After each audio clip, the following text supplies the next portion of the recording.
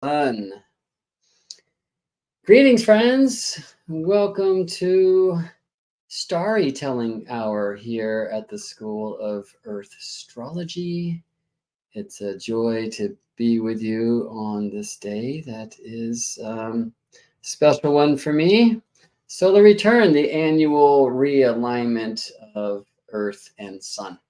So I wanted to speak a bit today about solar returns and some of the strange astronomy and calendar kung fu. Like, why are our astrological solar returns not always on our calendar birth date?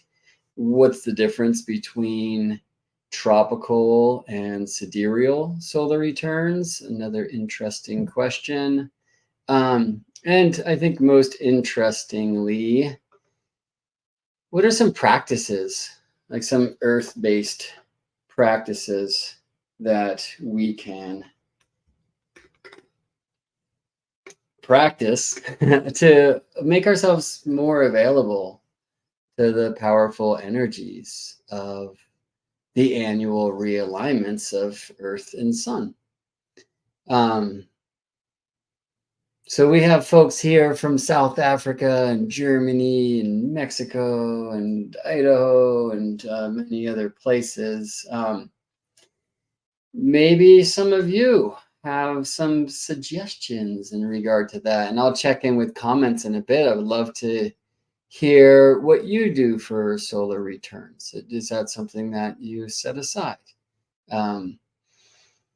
Guess I'll share that since Koa is returning to his dad's this evening, we had a bit of a family birthday celebration last night. My calendar birthday is October 24th. My solar return is today, October 23rd. It's in about 2 hours. And we celebrated my birthday yesterday on October 22nd. So why not just do all of them, right? But we went to an escape room, baby Maya's first escape room. And we did make it out, but we needed some hints, that's for sure. And then went to Farmhouse Thai, which is an amazing place here in Oakland. San Francisco is one in Portland, I think. They really put on a show for your birthday. It's a lot of fun. Play a good birthday jam. Highly recommended if you're in the zone and you don't mind being at the center of a song. Yeah, and then this morning, I went and played with the stars a little bit. I'm going to speak about that when I talk practices. And then I just got this wonderful card from Koa. So some of you know me and about me, but I came into Koa's life. He's my partner, Scorpiana's son, when he was like 3 years old, and he is now 9. And he wrote a card today that said, I've been like a dad to him, which just cracked the heart open. And then, of course, the greatest gift of my solar return last year, baby Maya entering the scene actually on Father's Day this year, which was pretty fun. And so, her birthdays won't typically be on Father's Days, which, if you know, happen on the Sunday closest to the longest day in the Northern Hemisphere. You might say a little something about son and father and other things. So how often do we have birthdays on the same weekday as that which we were born? Like, that's an interesting question too. I mean, a lot of this gets into one of the most interesting questions: what is time? And at 49 years old, that question's a little bit louder than it was at years before, perhaps. Is time real? We often hear people say that it's just some illusion. And then I notice that they have wrinkles they didn't used to, and that they too live in a place where the sun rises and sets every day, and perhaps depending on where on Earth they reside, the leaves fall from the trees in the autumn time, you know? I mean, here in this incarnated realm, this place that has at least the appearance of time and space, I think the day and the year are two undeniable periods of time. Now, there are different types of days astronomically. There are different types of years astronomically. And we're going to play with that a little bit today. I think for now, though, I'll just give a couple punchlines and then we'll talk more about practices. These are things I've shared the last few years, by the way. So if you've been a friend or have been following my work for some time, expect a bit of redundancy in slides you have already seen. But as I like to say, I learned this one from NASA, that redundancy is built into every great space mission, you know? So let me just first address why we don't always have our solar return, right? So the sun returning to the same degree of the zodiac on the calendar date of our birth. So again, I was born on October 24th, 49 years ago in 1975. But my solar return this year is October 23rd. And I know you astrologers have seen that some years your solar return will be on your calendar birth date. Other years it will be the day before or the day after. Now, why is this? And the reason is the fraction of a day beyond 365 in a solar year. If you, like I, prefer tropical zodiac coordinates, okay, and this is going to bring us into the difference of tropical versus sidereal solar returns, and why, in a sense, I guess I could celebrate, like, with my astrology software, I think at least 5 different solar returns over the next 24 hours of time. But let's stick with tropical solar year for now. Okay, so what is the solar year? Oh, how about an Earth, right? And I'll let my face be the sun, right? So every year the Earth does this, which is the North Pole leaning towards the light, and therefore maximum sunlight and longest days in the northern hemisphere. This is summer solstice for the northern hemisphere, but winter solstice for the southern hemisphere, right? You're missing this equinox behind my head. This, of course, is the sun ingressing tropical Capricorn, when the sun shines directly above Earth's Tropic of Capricorn, right? And therefore, down south, maximum sunlight, and up north, maximum night, right? So summer solstice, southern hemisphere, winter solstice, northern hemisphere, sun ingressing tropical Capricorn when the sun is above the Tropic of Capricorn. Oh, here's equinox, this one being the Aries equinox, and then here's the Cancer solstice when the sun is above the Cancer solstice. The Libra equinox, you can't see because it's behind the sun from your point of view, but the sun's above the equator, and the sun's above the equator at Aries equinox time as well. I call this east equinox.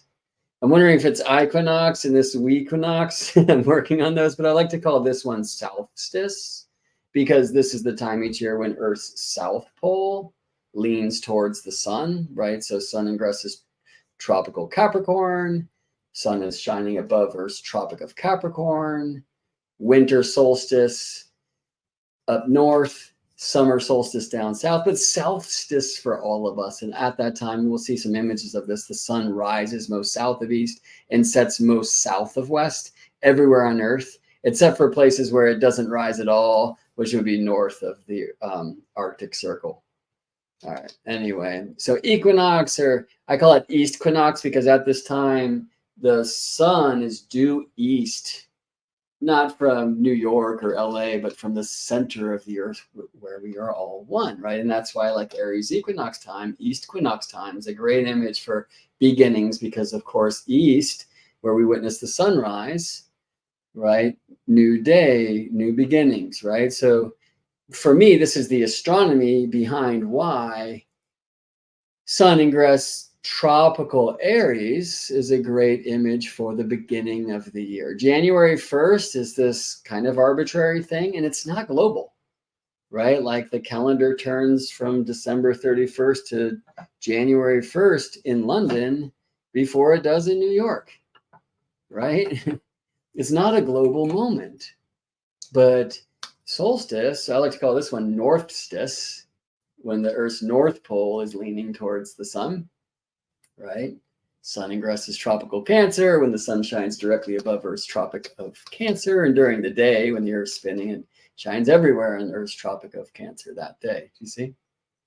Then the sun starts going south. Solstice means the sun stops. Stops what? It stops moving north, turns around. Okay, tropikos is Greek for turnaround, and then the sun starts going south for 6 months. It's above the equator here, and then above the Tropic of Cancer there, right? So when you hear these things like out of bounds moon, like the moon is out of bounds right now for my solar return. So what might that mean, right? I have moon conjunct Mars almost exactly in my solar return. It's like, right? But then this morning I was out looking at it, and it's like, oh, moon's jumping over Mars. What's that mean? Okay, anyway. So the bounds of the sun's path really, as described by Earth's tilted orbit about the sun, what's the tilt? The plane of the day, which is Earth's equator, tilted in respect to the plane of the year, which is the ecliptic, right? And the very, very real astronomy of the tropical zodiac is all about how those two planes, the equator, the plane of the day, and the ecliptic, the plane of the year, how those two planes interface. They intersect at the equinox points.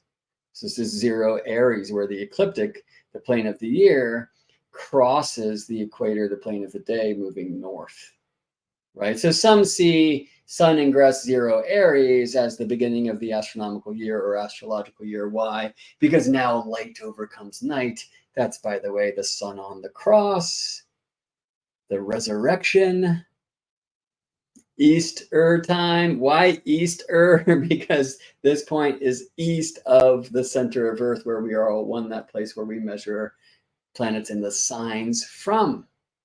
What are signs? We're going to talk about that a little bit today too, as I love to do. But one thing I can tell you right now is, like so many sacred systems of ancient wisdom traditions, the tropical zodiac is directionally aligned. In fact, I would suggest that signs are directionally defined, and the directions themselves are a result of Earth's rotation about what? The north and south pole, not the magnetic poles, the true north and south pole, Santa's place, you know, and whoever lives down there. I'm trying to figure that out. All right, so directional, right? And so what the solar year is, some call it the tropical year as well. We could describe it in kind of one of 4 ways, really. Or like maybe most efficiently or easily or most globally experienced, which would be the sun at the northstice. That's sun ingressing tropical Cancer, shining directly above Earth's Tropic of Cancer.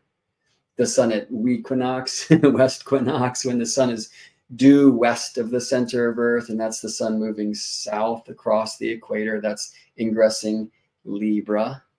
Okay, so that west of the Earth, think about the Libra glyph. It's the setting sun. Sorry if you haven't seen that before, because once you see the Libra glyph as the setting sun and not just the scales, it's hard to go back. All right, anyway, or the solstice, when the sun is south of Earth, or at least technically the Earth's south pole is leaning towards the light, and at that time sun ingresses tropical Capricorn and shines above Tropic of Capricorn, the southern bounds of Earth's journey.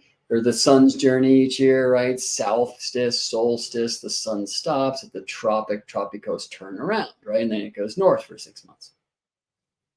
And there's many ways we can experience this as earthlings. So we're going to talk about that a bit today.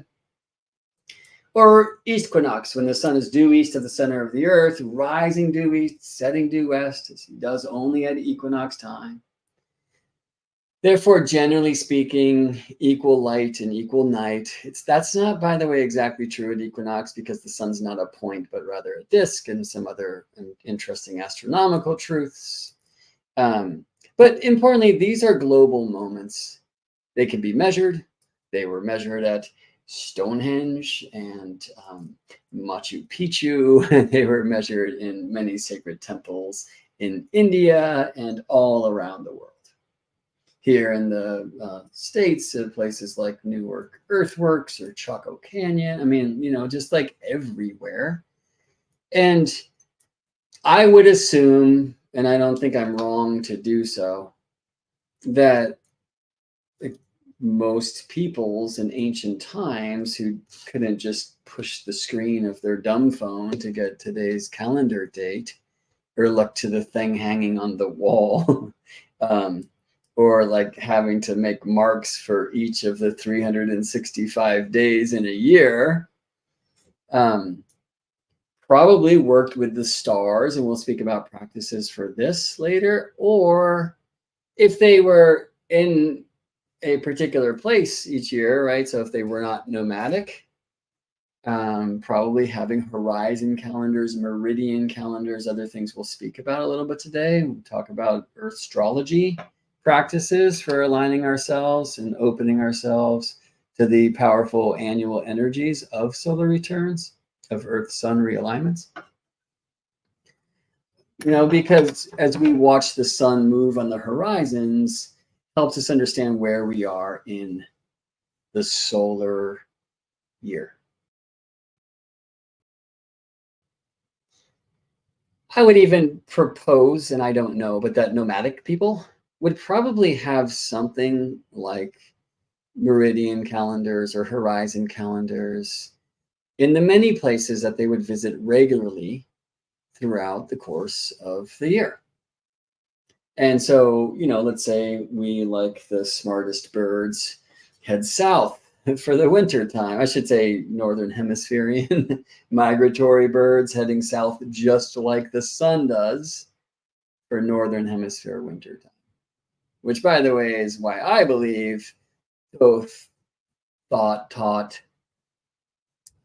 Jehuti, the ibis-headed scribe of the mysteries of Kemet land we know as Egypt today, why the head of the ibis, or the ibis bird, the migratory bird, because it said that Jehuti brought to us the days, the calendar, was in that sense like a netter. I mean, these days, I guess people would say deity or God. That's not necessarily accurate, but of the sun and the moon. But, and there were other netters of the sun, or really official of the sun. Jehuti was not, or of the moon. That was Khonsu, not Jehuti. Jehuti was the scribe and the one that brought to us numbers and letters and astronomy and astrology. Maybe not astronomy, because that's more of a natural thing, but astrology is kind of a sacred science to understand how that natural, measurable astronomical experience dances us, right? The, in some ways, immeasurable experience of correspondences, but astrology, this beautiful rainbow bridge between the measurable and the immeasurable, you see. And this was a gift of Jehuti, who later traditions probably associate with Hermes or Mercury. Jehuti, I should say, and Seshet, who is the lady of the measuring cord, the consort of Jehuti. And we don't necessarily get this from Hermes. I mean, he spent a night with Aphrodite and they birthed Hermaphrodite, right? She did. But Hermes, in many ways, like all things both. So maybe he takes Jehuti and Seshet and combines them into one soul. Jehuti was shown with the head of the ibis bird, right? And I believe this is an image of the year. Why? Again, because this bird flies south from Egypt for the winter. The sun flies south for the winter. I have to put winter in quotes because, of course, as the sun flies south, that means summer for Southern Hemispherian folk, right? But I'm going to talk Egypt right now. I guess I wore the right ring. Yeah, let's just talk, sun ingressing tropical Cancer, right? Summer solstice, Northern Hemisphere. So like in Egypt, right? And then in the fall, winter times, the birds are going to fly south. The migratory birds like the ibis, right? And they'll come back up for spring and summertime. If you've studied Egypt at all, you'll have come across this kind of strange thing that northern Egypt was called Lower Egypt and southern Egypt was called Upper Egypt. Why is that strange? Well, because most of us were shown a compass rose with north pointing up. I mean, it's hard to find a map where north is not up, right? I mean, kind of a northern hemispheric convention, isn't it? The astronomical conventions that favor the northern hemisphere certainly don't stop there, like in astronomy, northern celestial latitude and northern declination are indicated by positive and southern by negative, right? It's somewhat difficult, I would have to imagine. Well, I know from experience or conversation, not through personal experience, for Southern Hemisphere folks who are learning from Northern Hemisphere astrologers who believe the signs are all about the seasons. And here's Scorpio time, and we walk around and leaves are falling from the trees, and by Samhain, there's many just sticks and bare branches, and the veil is thin. And like, well, it's the blooming of the roses in Australia. So, like, how does that work? Well, again, the signs of the tropical zodiac, in my mind, in my heart, in my body, mind, they are directionally defined, and north is north everywhere on Earth. Except for Santa's place, the North Pole, where north is nowhere and every direction is south. But that's a pretty unique zone. There's the South Pole as well. Everywhere is north. But besides those 2 points on the globe, right, north is north towards Santa. South is the other direction, So the directional nature of the zodiac, the directional nature of Earth moving the sun through Earth's signs. Well, that's interesting, right? Because, of course, we astrologers were used to looking at charts and watching the sun move around the chart. Well, why is the sun moving through the degrees of the zodiac? Because the Earth is moving around the sun, right? So as we experience that yearly energy of the sun moving through the signs, we're actually having a relative experience of our planet, of Earth, and all Earthlings orbiting the light, right? And as Earth orbits the light, it brings the sun in a different orientation every day, every hour, every minute, every second, a different orientation to Earth's poles, or really one pole, right? The world tree, the sword of our stone, Gaia's spine, which literally defines the cardinal directions. They're not magnetic. The true directions at Santa's place, right? North Pole and the other side, down south. Santa's place, by the way, it appears you need a raft or something. So nobody talks about Santa's floating toy factory, but I think it's time that we start telling the truth. I think it's time that we just start facing the facts here, friends. Anyway, so northstice, west equinox, southstice, east equinox, with the sun on the cross. Interesting. This is the sacred geometry and the sacred astronomy of the mysteries. So a solar year, I mean, we could do it from like the North Pole of Earth, leaning towards the sun, until that happens again the next year. What is a year? That period. What happens in that period? 365 of these, right? Like the Earth's spin on her axis, of course, with respect to the sun, is a solar day, 24 hours, right? Well, dig how in that 24-hour span, the Earth has moved in our orbit a little bit. So the sun has moved a bit through Earth's zodiac. And so that 24-hour span, it's not the same length of time as Earth spinning on her spine. Because we're taking a little bit of this movement in as well. And that's the difference, by the way, between a solar day, like sunrise to sunrise. Usually you use midday to midday. And we'll talk about why along our way. I think I can bookmark that one. It's different than a sidereal day.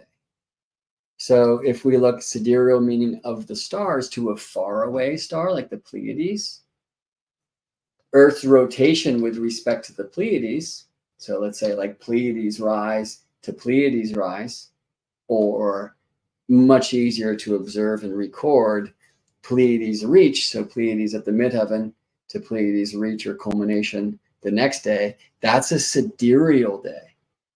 And it's a different length of time. It's about 23 hours and 56 minutes. It's like, okay, well, what is this 4-minute difference between the sidereal day and the solar day? And at 49 years of age, that stuff adds up. So I think we'll get to look at that a little bit in astrology charts along the way. But let's stay with the solar year for a bit. I mean, let me just ask this.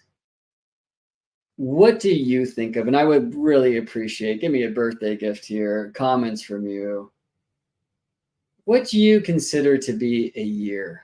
Like, how do you know that a year has gone by?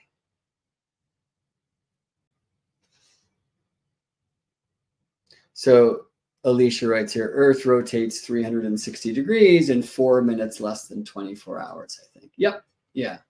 And not exactly, but it's about 23 hours, 56 minutes, the Earth rotating with respect to its pole. That would be a tropical day, or with respect to a faraway star, that's a sidereal day.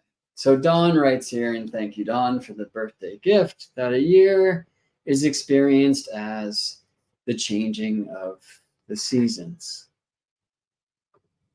Anyone else? So the real, not Brody. Not the real Brody, very importantly. Finishing up each season.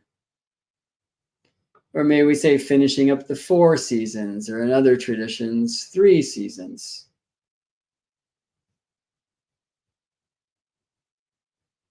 James writes here, just occurred to me it makes sense to consider a solar return horoscope with the sun placed in the natal time of day and night. Yeah, we'll talk about that in a bit too.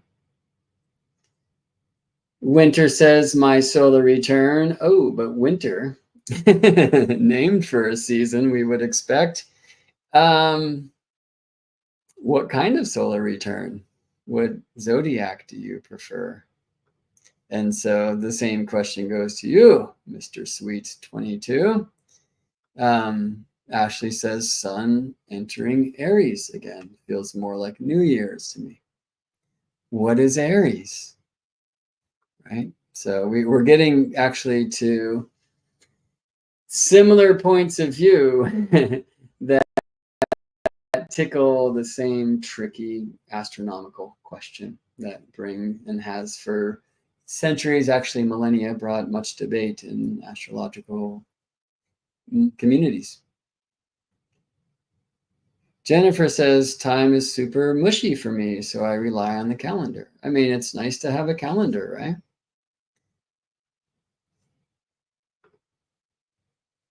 Elizabeth's solar return feels most meaningful. When the sun returns to the degree of my birthday. And Winter is saying she's utilizing the tropical zodiac. And so Ellen's been taught that a year is when her birthday comes around on the calendar again. Cool, thank you for that. Winter saying December solstice. Approximately. Why approximately? Because January 1st is close to December solstice. I'm guessing. Yeah, because we all, I think here, maybe not, maybe some of you are using other older calendars, Hebrew calendars, Chinese calendars, other solar lunar calendars, or something else. So I shouldn't assume. So let me just, I was taught that the New Year is January 1st, and stay up till the ball drops at midnight. Get something, go to bed. And that my birthday is October 24th. Always celebrated it that way. I'll get a call from my mom tomorrow, not today.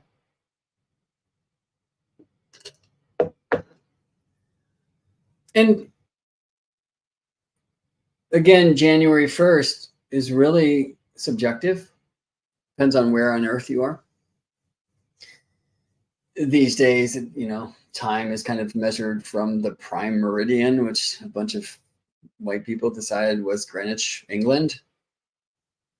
Sorry, a bunch of white dudes decided it was Greenwich, England. Like, okay, why? And it's a fun thing though. Like the day that England doesn't experience January 1st. I think that's happening in like Christmas Island, interestingly. All right. But so Nadine writes, oh, in Hebrew New Year, but interestingly, Hebrew New Year is not a year. Like one Hebrew New Year to the next is either going to be 12 lunations or occasionally 13, right? And so it's either 354 days or that plus 29 or 30, depending on the year. And either way, it's not a year. Where I think all of us can agree that a year, at least a solar year, is the relationship of Earth and Sun, right? Now, the tricky bit is, and let's get to some charts in a little bit because that will get tech. Just the difference between tropical years and sidereal years, tropical days and sidereal days, tropical solar returns and sidereal solar returns. Okay. But to kind of finish with why is our solar return, so I'll just say I use the tropical zodiac. I don't, by the way, believe that tropical astrologers should precess their solar returns. If you know what that means, if not, you'll learn. If you choose to stick around for some time with me here on my solar return. The Earth in the tropical year, let's just define it as solstice. Right, so Earth's south pole leaning towards the light, back to solstice, because I can demonstrate that one easier to you.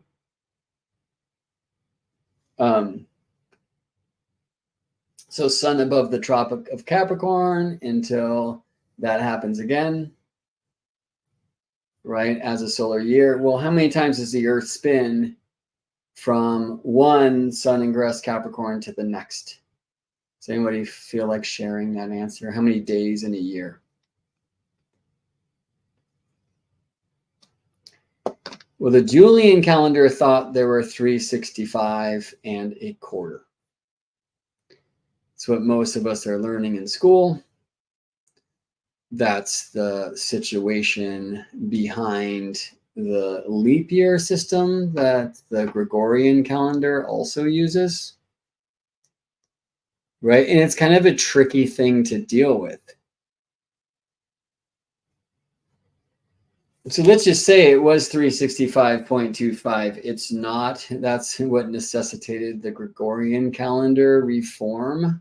But let's just say it is for the sake of ease. 365 and a quarter. Well, how do you deal with that? And, I'm going to start with maybe a more interesting way to deal with that than the way that we do, which would be this. And some have theorized that this is something that maybe the Maya day keepers and timekeepers were up to. Because in the Mayan calendrics, and I really should say Mesoamerican, but I should also offer the caveat that, of course, these people, these many different peoples, did not consider themselves Mesoamericans in the day, right? And this was likely a system that was utilized at least in the southern and especially the southwestern zone now in the United States as well, that there were many different time periods honored. One in the Yucatec tradition was called the Solkin, and that's the 260-day sacred count. But they also had a period called the Hab, which is the year, and it's 365 days even. So they don't do like a leap day. However, there's a new theory that they did, but that they just had a more interesting way of doing it. I'm going to put this on. So my birthday is January 7th, and my rebirthday is July 26th, and the sun is at 3 degrees Leo. So by the way, the sun will be at 3 Leo every July 26th because of the leap year system. And then July 26th is the New Year's Day of the Mayan calendar. I just want to say importantly, that's the New Year's Day or the day out of time of the dream spell calendar, which is not the Mayan calendar. And sadly, Jose Arguelles, who created it, and it's a really kind of interesting, cool thing. And in that system, I'm yellow galactic seed, so I don't want to give that up because galactic seed, yay. That is just not at all the Mayan calendar. He completely turned some things around, and the Mayan calendar didn't do anything about July 26th. Like, that's an invention in the 1980s. And that doesn't make it wrong or not something that we shouldn't use, but I always like to respond sometimes in a charged way when I hear that calendar called the Mayan calendar, because it's not in the Mayan, and this is in the dream spell works too. There were many, many, many, many calendars. So let me just put that out there. So it said that we still, well, many of the day keeping traditions calendars have not been made known,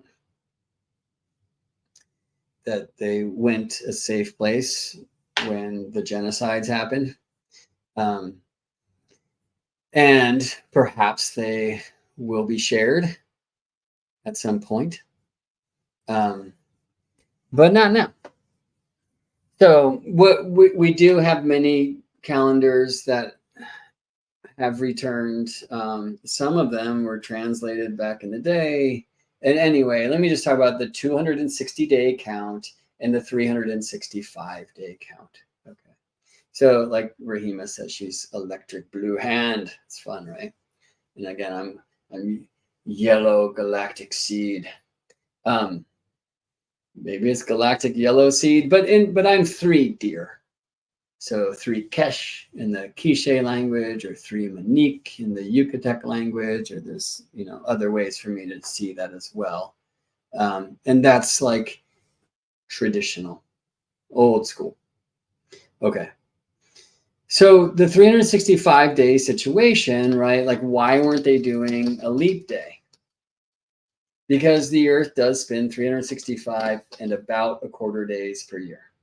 And it's about a quarter, but for now, let's just say 365 and a quarter. And that's why, like in the calendar that I imagine most of us are using or were shown to use, the Gregorian calendar, has a leap day every 4th year. In the years, by the way, that are divisible by 4, for the most part, let me stay there for now. So like 2024 divisible by 4, right? 2024 divisible by 4. It's 56, right? 506 times 4, 2024.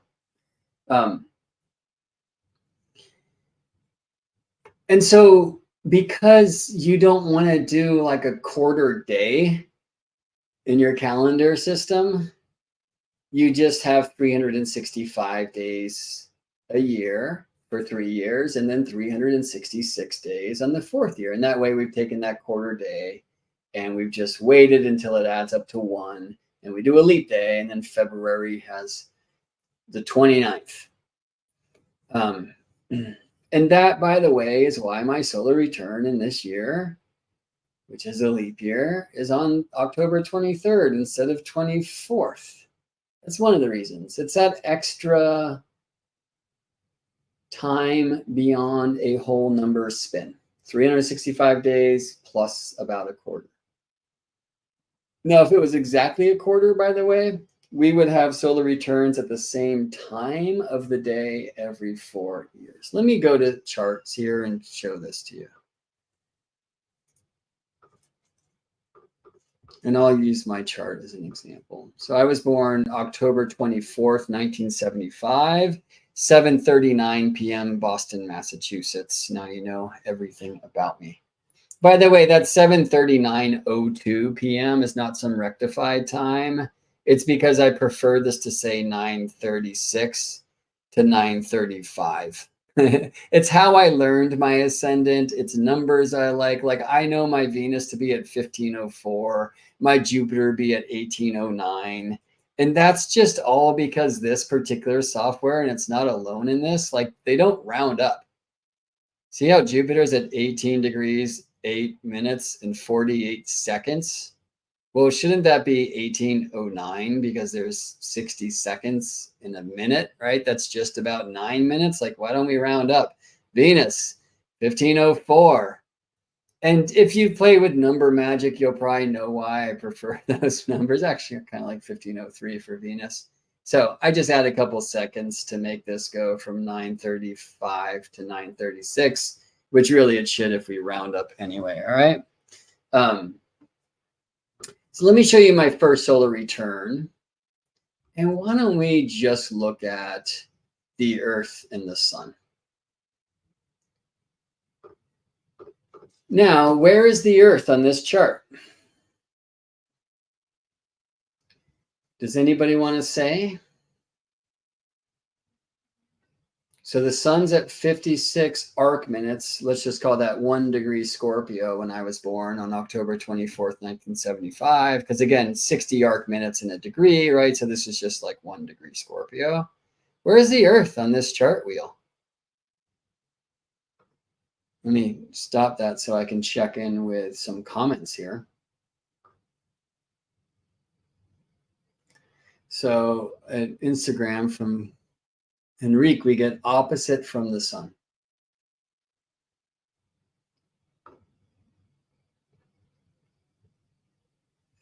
But we have some folks here saying the answer I want to hear, the center, Earth in the center, center, right on you. So there is a tradition that draws the Earth opposite the sun. And so I actually can't do it in this particular software, but other softwares have let me put the Earth glyph on here. And there's one way I actually can do it here. So let me show you that. Like I can edit this chart and I can choose, rather than geocentric, which means Earth-centered, I can choose heliocentric, which means sun-centered coordinates. Now, we see the same ascendant degree, and by the way, we shouldn't, but regardless, you can see the Earth glyph, the cross of matter inside the circle of spirit at 0 degrees and 56 arc minutes Taurus, exactly opposite from the sun. But where is the sun in a heliocentric chart? Sun-centered. The sun is right here now, right? And the idea is that if the Earth is experiencing the sun in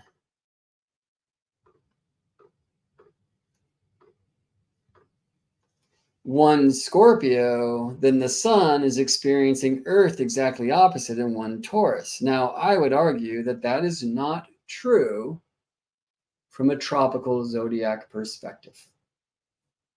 You see, the sun has its own rotational axis. The sun has its own orbital plane. The sun is not orbiting the Earth. I mean, it is because the Earth and sun are orbiting each other. But really, the sun, at least according to our current astronomical thought, is orbiting the galactic center, the black hole at the center of the Milky Way galaxy. That's what's taught. Might not be true. That's what's taught. All right. So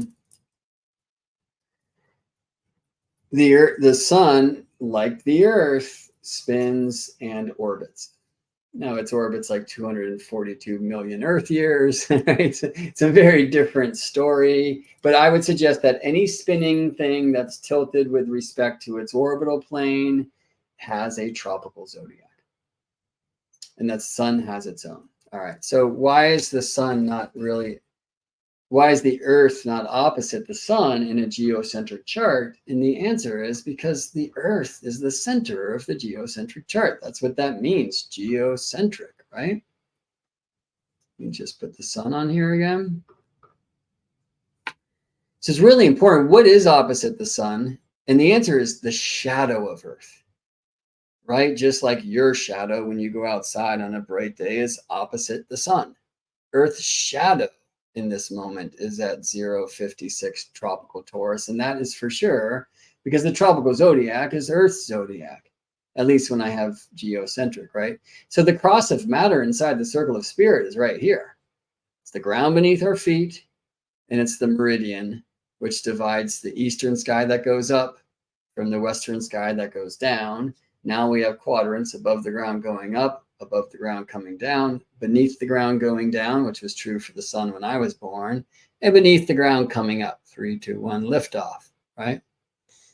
So the center of the Earth is here. So, I mean, even though you're only seeing the sun on this chart, this is an Earth-Sun chart. The Earth is just always the center of a geocentric chart, and it's not the surface where I was born in Boston, Massachusetts. The center of Earth is the center of the geocentric chart. All right, so let me go a year after this time, and I'm going to display only the sun. And let me show you my first solar return. Well, that's heliocentric somehow.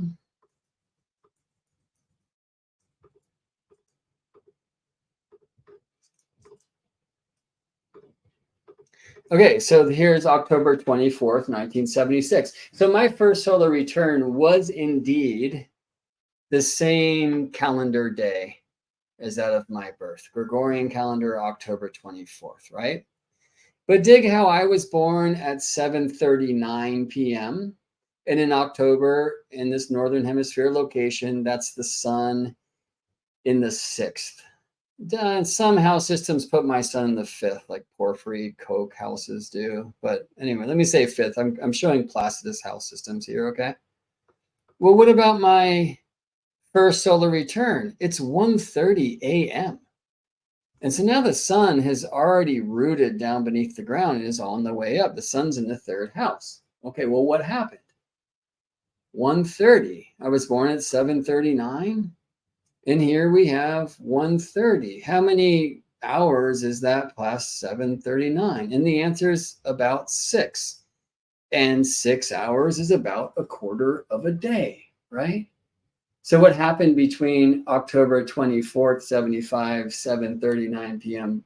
Eastern, and October 24th, 1976, 1:30 a.m. Eastern is 365 and about a quarter spins. 365 times 24 hours, about 365 and a quarter spins with respect to the sun. That's important. These are solar days. And so the next year, we should expect after 1:30 a.m. that my second solar return is going to be like 6 hours later than that, on October 24th, 1977 at like 7:30 a.m. And there you go. See, it's 7:13, so it's not exactly 6 hours, and that's important. And then let's look at the next year. October 24th, 78. So I'm turning 3, and now we're at 1:09, 1:10 p.m. Eastern. And then let's go to year 4. October 24th, 79. And I'm at 7 p.m. Eastern. I mean, it's pretty close to my birth time. Why? We've gone 4 years. Okay. I'm also on 4 branches at once, so I want to finish a couple of things before bring it back to the trunk and grow out again. All right. So I was speaking about this theory about Mayan calendrics, which is a very interesting thing. This idea that the hub, which many believe, including, by the way, Jose Arguelles and his Day Out of Time, July 26th thing, and many academics and researchers over long periods of time believe that the Maya weren't doing anything about the extra quarter-ish of a Earth spin during the course of a year. And so what happens if you have a 365-day calendar? Like if we were using the Gregorian calendar or the Julian calendar and never put in a February 29th, eventually October 24th would be in the Northern Hemisphere summer. And then later in the spring, like it would precess through the seasons.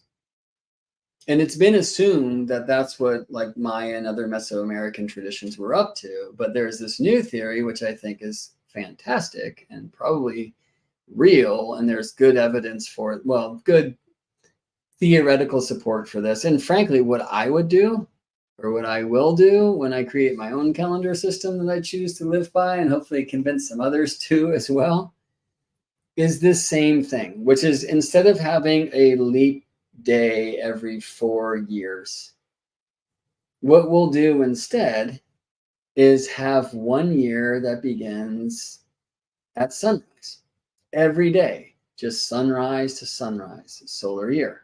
Okay. The next year we will begin in the middle of the day. Okay, now how do you know it's the middle of the day? You look to a clock and wait till it says 12 noon. Well, that's not the middle of the day at all, right? We've lost, like what we used to call noon is the true middle of the day, and it's when the sun reaches its midday. It's halfway in time between sunrise and sunset. Well, so if you know when the sun's going to set after the sun rises and you divide that time in half, right? But Thea's got the answer here, which is the sundial. Yeah, or by the way, any meridian line, which is a north-south line, because every day the sun culminates not directly above your head. In fact, that only can happen in the tropics. I was born in Boston. I live now in California, both places north of the Tropic of Cancer, where the sun souths at midday every day. And regardless of where you are on Earth, unless you are between the tropics on one of 2 days when the sun does culminate right above your head and there's no shadows at midday, that can only happen 2 days a year, and it does for all tropical locations. Everywhere else, or every other day in those locations too, the sun will either south at midday or north at midday. And most importantly, or just as importantly, since it's the highest sun of the day, it's the shortest shadow of the day. Right? So like old practice is you put a stick in the ground and you draw the length, just trace the shadow into the dirt. And then wait a bit and trace the shadow again. Now there's, by the way, you can work with those two shadows you just drew to find the directions themselves. But if you just keep tracing the shadows, the shortest one, and then they start getting longer, that shortest one either points north or south. Here in the Northern Hemisphere where the sun souths every day, it points north. Okay, now you can just keep that stick in the ground and just watch that shadow. And every time the shadow aligns to the meridian, which is a north-south line, you know it's midday. And this is what it's like, way more scientific than sunrise. Okay, sunrise is actually kind of a tricky thing. We have atmospheric interference that causes a phenomenon called refraction.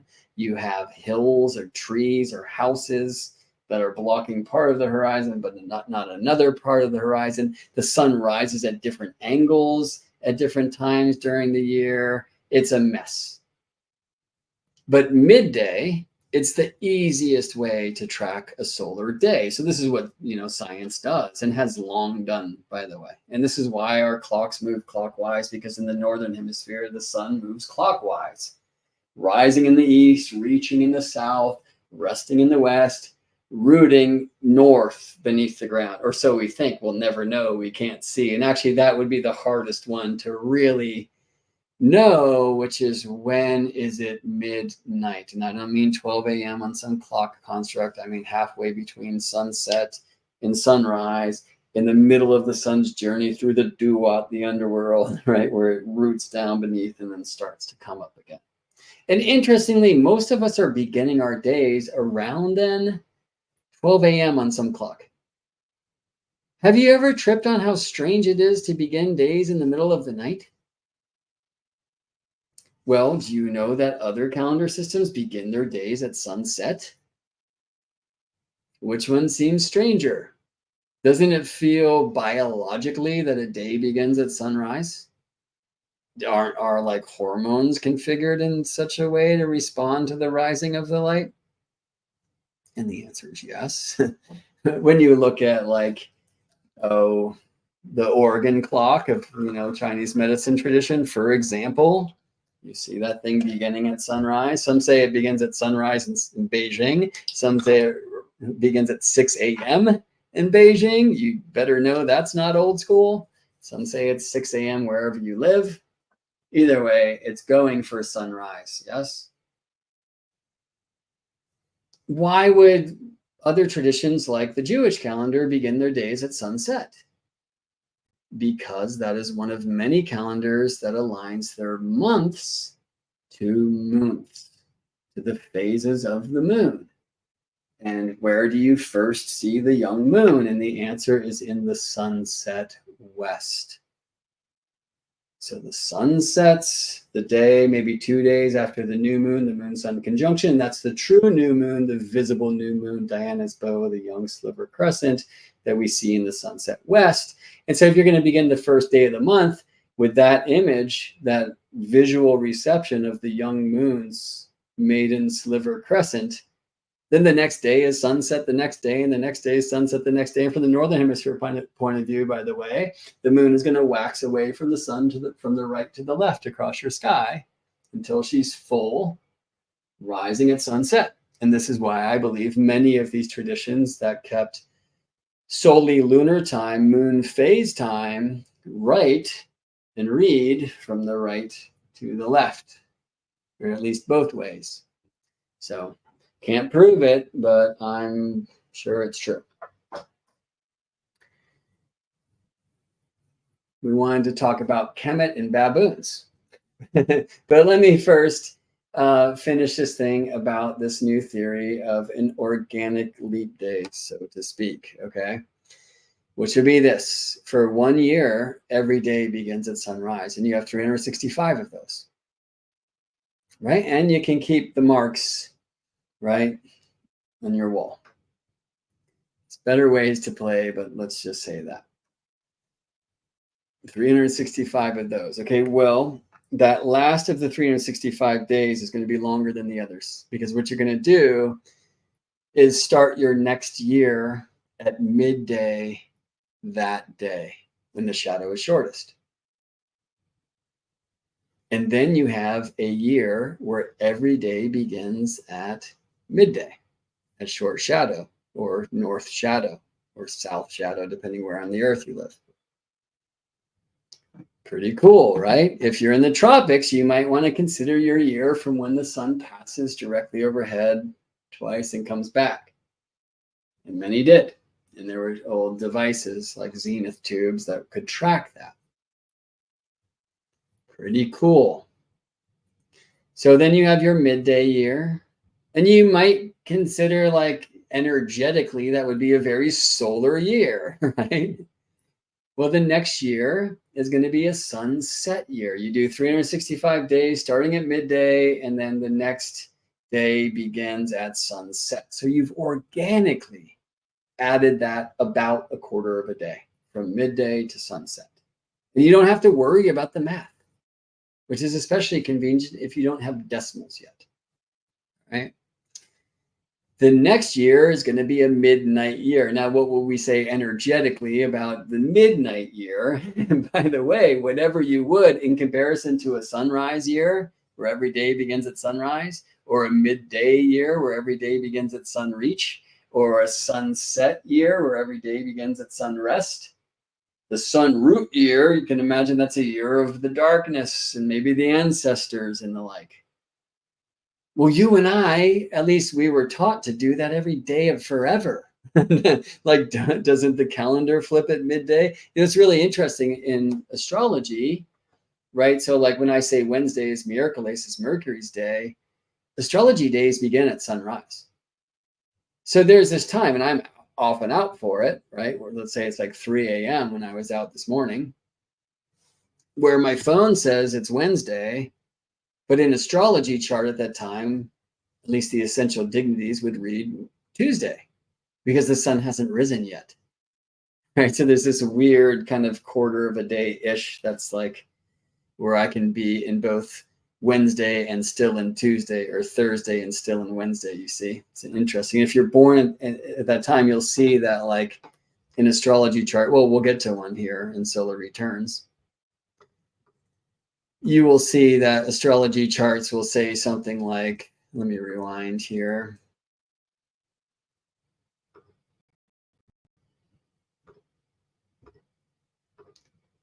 Okay, so 1:30 a.m. for my first solar return, 76. And so it's Sunday, the day of the sun. But if I go to like essential dignities here, you're going to see it's Saturn's day, right? Saturday. Why? Because the sun has not yet risen.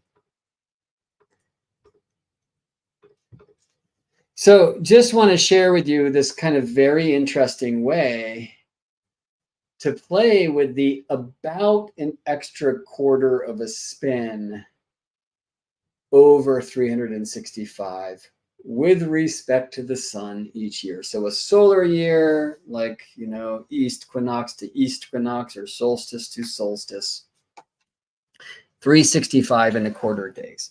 And it's not, right? So let me go back to some of this example. I'm getting more technical than I wanted to, but I always do. So, I mean, if it was 365 and a quarter days long, then every fourth solar return would happen,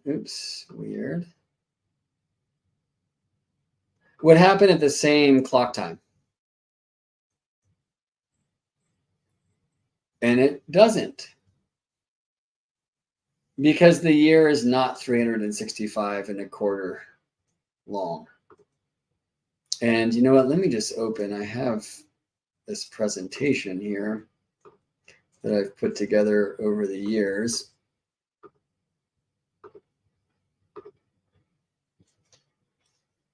Okay.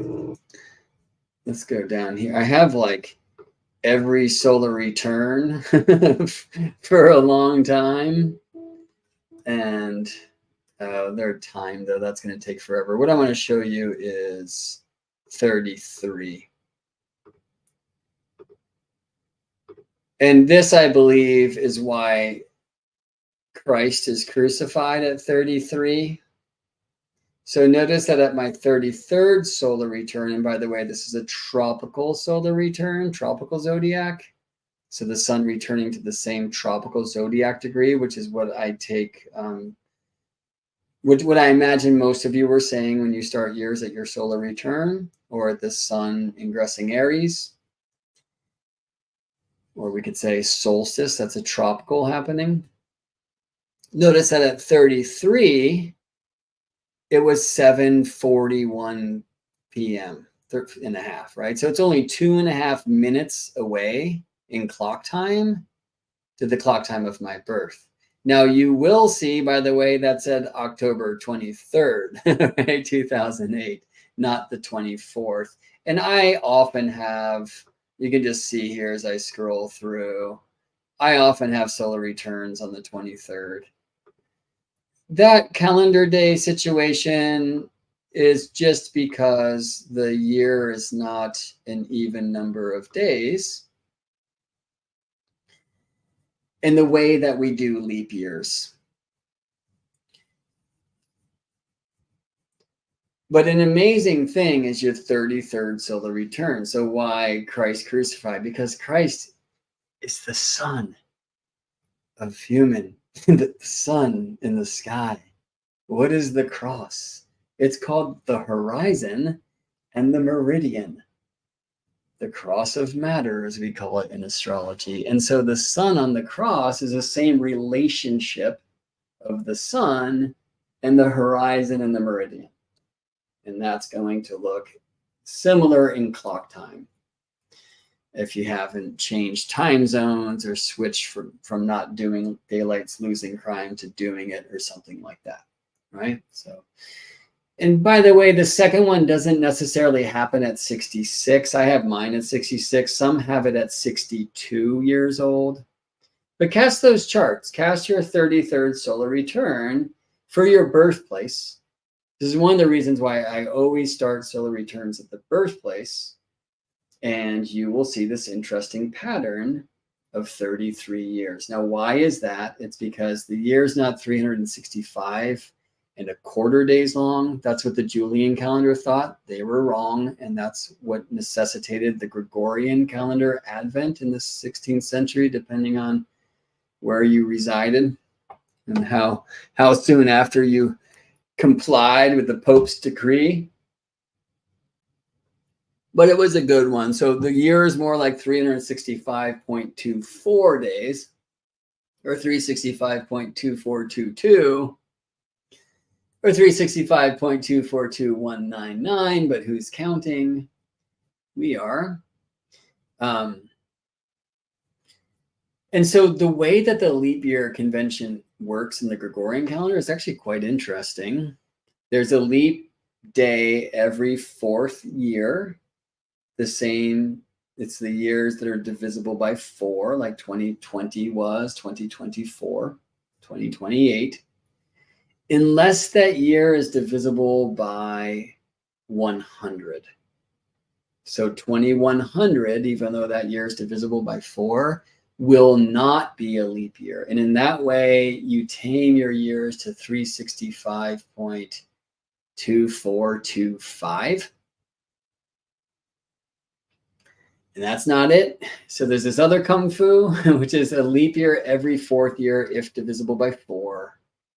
It's septon years that are also divisible by 100, unless it's also divisible by 400. And so 2000, though divisible by 100, was a leap day year because divisible by 400.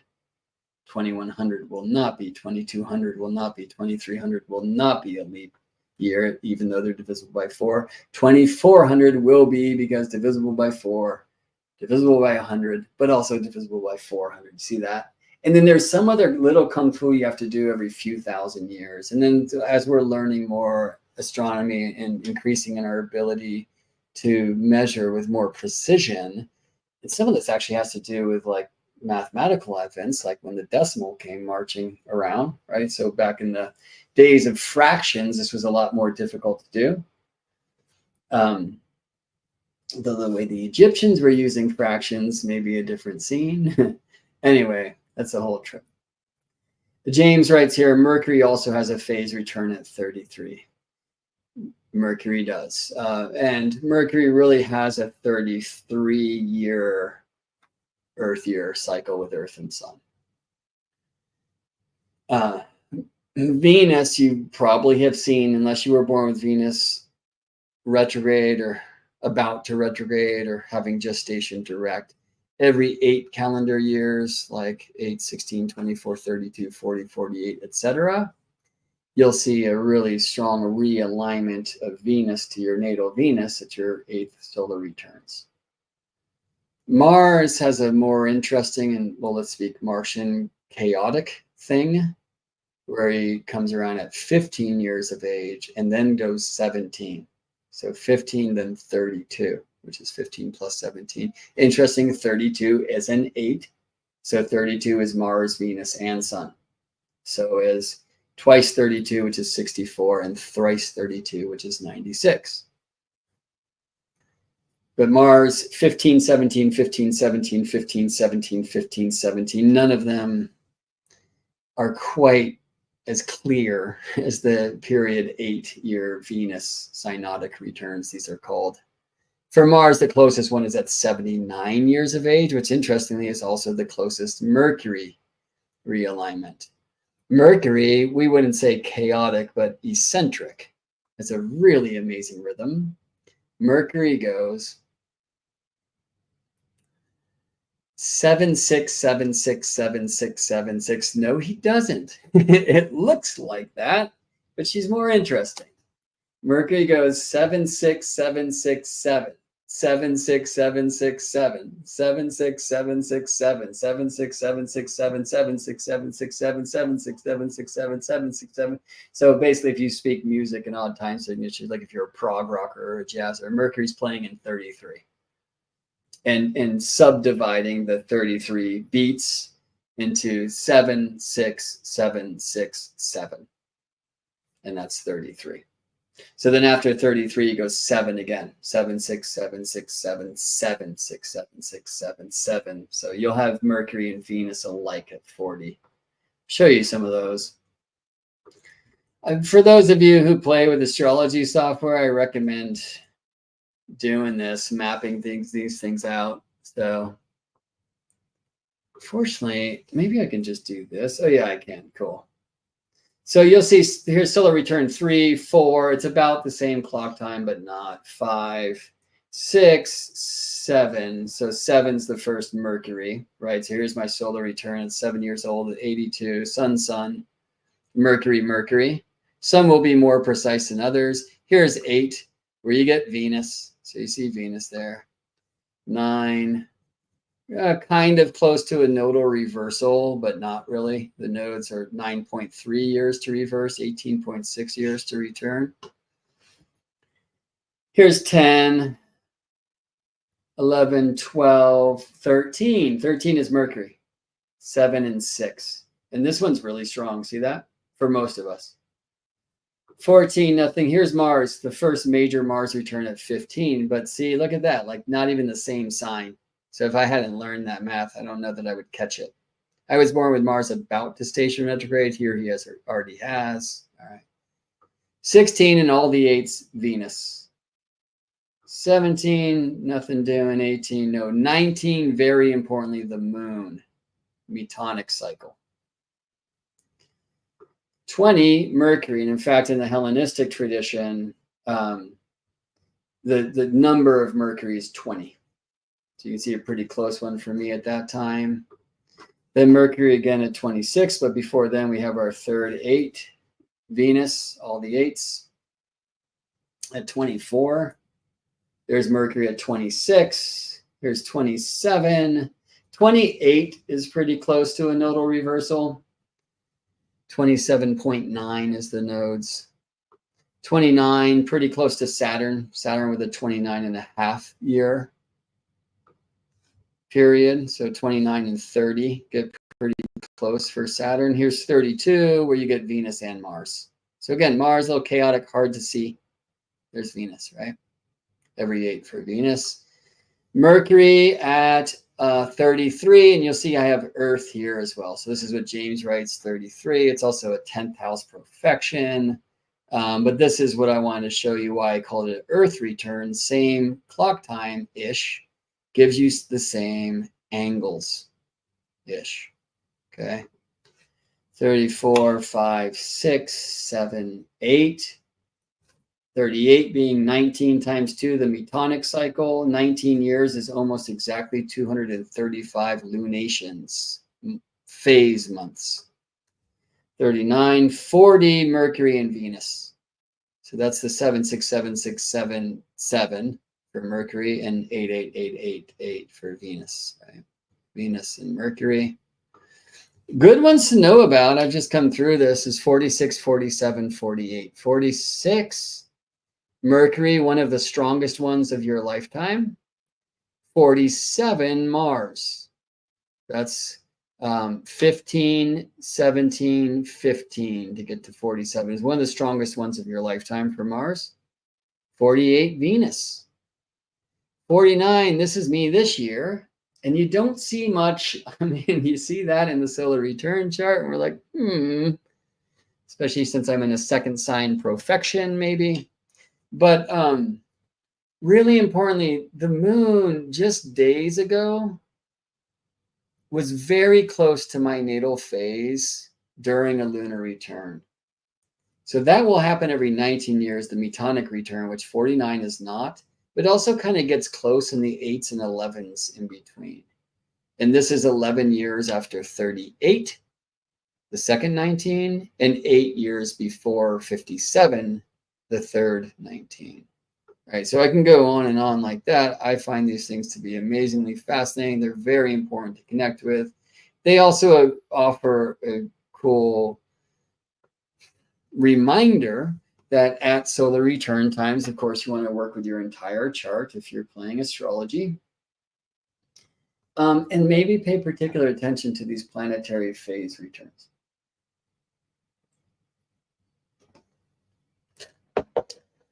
Okay. Winner says, I'm a true 49er. Absolutely not. Let's go Hawks. Okay. I won't put that one on the screen.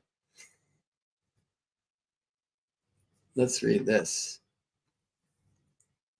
Parangue, is that decent pronunciation? Maybe not. This from Terranian Librarian. What a wonderful name is.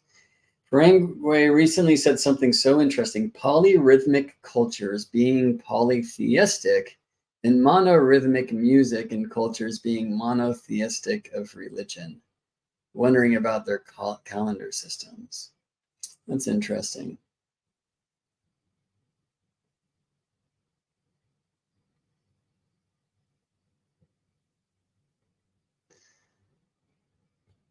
I mean, I'm trying to like investigate in my inner musical library. Are there any cultures that are not polyrhythmic, at least to some extent? And you know, Western music, as it's called, would definitely be the #1 culprit of that. Whether you're playing in 4 or 3, you don't usually get like 3 and 2 at the same time. I mean, in modern Western music, we sure do, but that's because it's been influenced globally.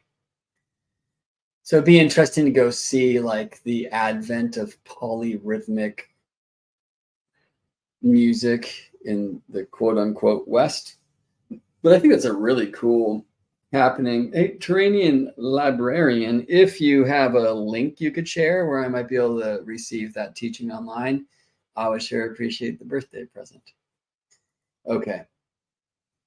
Speaking of, how about a plug? If you want to support my work, want to, buy me a cup of tea or anything like that, or send a birthday gift in any regard, let me show you a couple ways you could do so. So one is to head over to GeminiBrett.com, and you'll find a donate thing on here somewhere, right there. If you scroll down a little bit, I think they show up in most of the pages. Those of you who have had sessions with me, you could send in a testimonial, which is greatly appreciated. That being said, I literally have not updated them since like the beginning of my work, and that's not a good business move, especially since people have been sending in really sweet things recently. So got to get that going. Astrology is not a way out, it's a way in. Let's begin. And I'm wondering what's with that black box. I think that's new. All right. Anyway, so yeah, there's donate buttons if you just want to send $1 or $5 or 16 million my way. Sure, they would be appreciated. You can click here to book a session with me, and I would love to tune into your chart with you. This is a little bit explaining why I recently went to sliding scales for all of my sessions. Basically, it's that I had a baby. Hopefully you know that I do these soul song creations with my dear friend Eric Deutsch. They're getting harder to track down because Eric's in the Black Crows now and they're always on tour. But we will do like holiday push, so I'll start speaking about that pretty soon. But you can book a Song of the Soul here where I take your birth chart or that of a loved one, and I turn it into musical harmony in a set of symbols, and I send it to Eric, and he records a 12-minute solo piano masterpiece of your birth moment. I teach privately. You can study with me there. You can also join the constellations community. So you can click the constellations tab here at geminibrett.com. You can also do geminibrett.com/constellations. I'm going to put that in the chat. /constellations. We have a membership community at the School of Earthstrology. It is awesome. You can learn more about it here at geminibrett.com/constellations. It's only $16 a month. I teach once a month, but I also host every Saturday a community discussion, which sometimes gets into teachings, often gets into learnings, because we have such a great crew of amazing beings. Winter, thanks for saying this, and don't forget to like this video. Black Crows will be in town Saturday. Which town? Would you let me know? I'm gonna go see Eric play again. It's been a bit.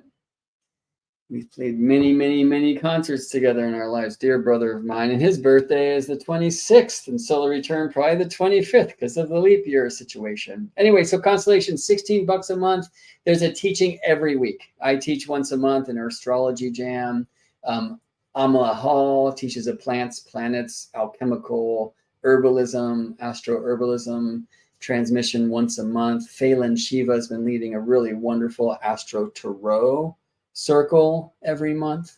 And Alyssa Luna, including this week, this Friday, offers a really amazing centered astro embodiment practice once a month. So we'll have our Scorpio astro embodiment practice transmitted by Alyssa Luna this Friday. It's only $16 a month. It's amazing. We have scheduled community discussions throughout the week. Wonderful Carolyn Link leads one Friday morning that's had a really consistent group. I got to drop in the other day. It was great. And then I lead one Saturday mornings in the months or the weeks that I'm not teaching, which is first Saturdays every month in constellation. So please come check it out. You can join for $16. You can leave whenever. When you do, by the way, you'll see a whole catalog of all the teachings that have gone down since March. It's tons of stuff. You just need to get there for $16 and play with it for a month. See if you dig it. Stick around. It'd be a great way to support me, to offer a birthday gift if you'd like to, and really help me freak out a little bit less about, oh my God, how am I gonna do the financials to raise a baby? So speaking of solar returns, like one of the things I like to do is tune into annual profections. I'm sure many of you know about the technique. It's something I always tune into with clients. I'm entering a second house year. And for me, because Gemini rising, the second sign is Cancer. So I'll be in a moon year. So expect something kind of tidal. I was born with Mars in Cancer. Moon pretty close by, but on the other side of the line in Gemini.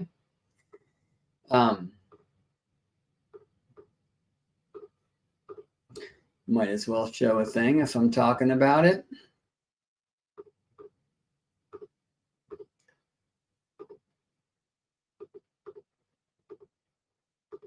And this year, at 4:18 p.m. today in Boston, we get this Moon-Mars thing, and they're real close. So you'll see in the third house, like Placidus, and I'm interested in that, but I like to use whole sign houses when I work with profections, like this table here does, because it's not really astronomical, besides the truth that it's annual. It's more of a symbolic technique, a counting technique. So I don't know, like the good piece of this, I'm going with, well, maybe Mars will get to really receive from Moon the teachings of how to Cancer, which isn't necessarily said to be Mars's forte. And, you know, they're close here. And this is interesting, too, that Moon will transit Jupiter will transit my Moon this year in a moon year, because we say in moon years pay particular attention to transits to and transits by Jupiter. I'm also in a Jupiter circumambulation or division, if you know about that ancient, beautiful time Lord or chronocritor technique. If you don't, book a reading, GeminiBrett.com, and I'll tune you into your current divisions, these longer chapters of life.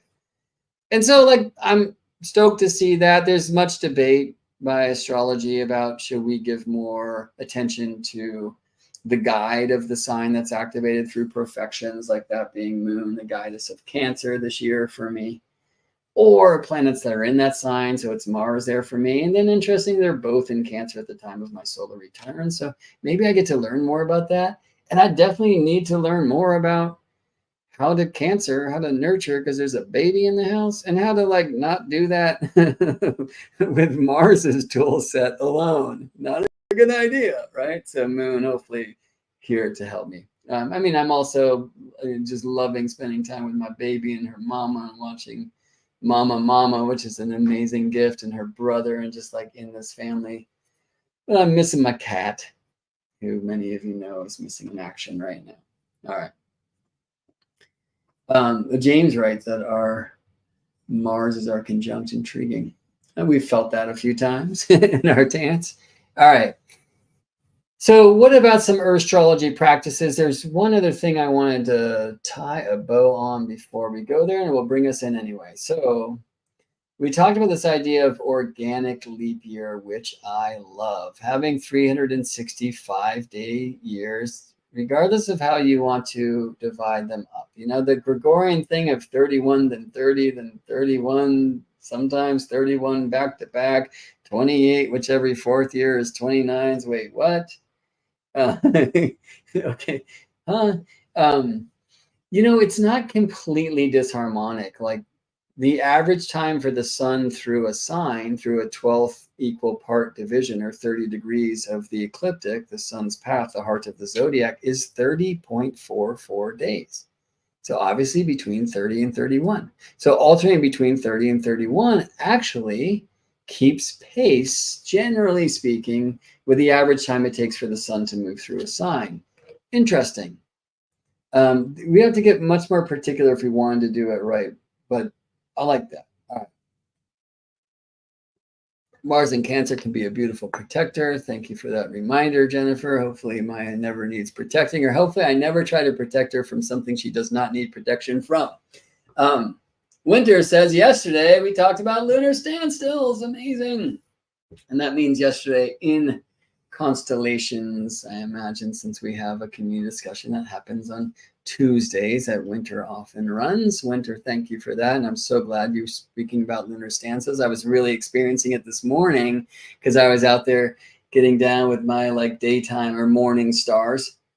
And I was like, yeah, so Moon's going to conjoin Mars like now-ish. I won't see Mars. I can see Moon out there, and I will. But I was like, Moon's going to kind of leap over Mars. So is there something helpful in that? And by the way, this morning I was speaking to an elder in our tradition and a friend who resides in London about gaining private access to Stonehenge on September 1st, 2025, to witness a major lunar standstill setting, the Sagittarius moon at the galactic center at Stonehenge in 2025. I was invited to speak at the AA conference there in Nottingham. I think it's called like Robin Hood at the dawning of the age of Aquarius in Nottingham Forest, right? So that's fun. But I noticed that the conference will be happening the last few days of August, and on Monday, Moon Day, the 1st of September, the moon will be extremely out of bounds on that day. And there are some lunar standstill alignments at Stonehenge. And so I'm hoping we can, seeing what it costs to get a crew of folks gathered in Stonehenge at 11:13 p.m. to witness from the heel stone the out of bounds moon setting on the circle, which is a thing that happens, and there's some debate about whether that was intended by the Stonehenge folks, but I would say absolutely. And today's not the day for that, but I will say from that heel stone you can see the winter solstice sunset through the stones, through like one of the trilithons, I think they're called, right? The center, the principal one. And then the lunar standstills, the minor standstill and the major standstill, the south standstills are on either side of the stone from that same stone. So like you just need the alignment to get the solstice. It's just on that line, but the distance from the stone circle, I believe the heel stone, as they call it, was put into place so we can get that setting, and then the lunar standstill significance during the 18.6 year period of the nodal transit. That like Stonehenge is about that. So I want to bring some people and get initiated personally and experience that initiation with others in that sacred space. So if you're interested in that, be on my mailing list, GeminiBrett.com. Brenda, that's a nice thing to ask. Where do we send testimonials? What a wonderful reading. Thank you, Brenda. You just did. But you can email that to me. We're in email contact, right? So typically when I do readings, by the way, my robots send a little thing the day after and say, hey, thank you. And if you'd like to offer a critique, I want to get better. And if you'd like to offer a testimonial, it's appreciated. So just, email. Thank you so much for that, Brenda. Okay, well, let me get back into these slides because I'm going to show you some other things about just stuff that I do for Earthstrology practices. No, I'm not. First, we're going to talk about the baboon. My bad. So there's a couple of things I was saying before. Jehuti, the scribe in Kemet, who you might know as like Thoth in Egypt, right? Ibis bird for the head, right? You've seen that. And again, I believe that's an annual homage because the ibis is a migratory bird who from Egypt, just like the sun, flies south every winter. Now, why is the south of Egypt in the tradition called Upper Egypt, and the north Lower Egypt, which seems to contradict the compass rose? Now, many will say it is this, and perhaps it is, that the Nile, unlike most rivers on Earth, does not flow from the north to the south. It flows from the south to the north. So Ellen writes here, up the river Nile. The Nile flows from a mountaintop in Ethiopia, south of Egypt, to the mouth at the Mediterranean Sea. And of course, the Nile was the lifeblood of Egypt. I believe, however, that what we see most in Egypt is the sun, the sun, the sun, the sun, the sun, the sun, the sun. And where is the sun up? The midday sun from Egypt and all other northern hemisphere locations that are north of Earth's Tropic of Cancer, the sun is south in the middle of the day, where the sun is up at its highest height for that day above the ground, shortest shadow. Upper Egypt in the south, and then the sun in the Duat, that's the underworld, every night norths beneath the ground. Lower Egypt in the north. Can you dig it? All right. So that's what I believe. The ibis for Thoth, because a migratory bird that, like the sun, flies south for winter. And then Thoth was also associated with baboon. Why baboon? Does anybody know? Have you learned, or do you have an idea of why Thoth would often also be associated with the baboon, not just ibis bird? Inger Murphy, thank you for that lead. I will check it out. Winter says yes for me. Thank you, Winter. Well, teach us, Winter. And by the way, Winter, twice in the last week, I have had sessions with people who are telling me how much they love their time in constellations. Oh, I'm remembering that I said I would post a link, GeminiBrett.com/constellations, if you want to learn more about the School of Earthstrology's membership group.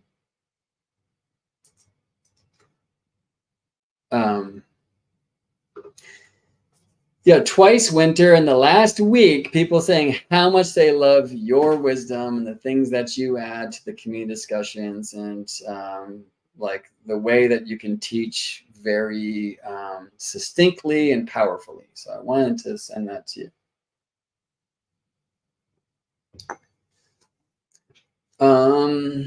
Right. So why baboon? Because baboons literally compete to receive the first light of the rising sun. Like we'll climb on each other's backs, race up the hill with a lot of fanfare, like a lot of song, meaning baboon screams, and dance, meaning wrestling, to be the one of the tribe that has the highest altitude so they can receive the rising light first. And you know, it'd be fun, like the one who understands at this time of the year, it's not necessarily about being higher because the shadow of the pyramid blocks the sun and you need to be a little bit that way and a little bit lower, right? Like the genius baboon. But either way, like that's why Jehuti is the genius baboon. That is a celebration of the day. The primary motion, we call it in astrology, sunrise. And by the way, the solar day, which is what most of us think of as a day, don't we? Sunrise, reach, rest, and root. Sunrise, reach, rest, and root. Yeah. And then the ibis, I'm convinced, is about the year, the secondary motion. So the daily primary motion, sun through the houses. The yearly secondary motion, sun through the signs. Okay. But the signs of which zodiac? Let's talk about that. So to the slides.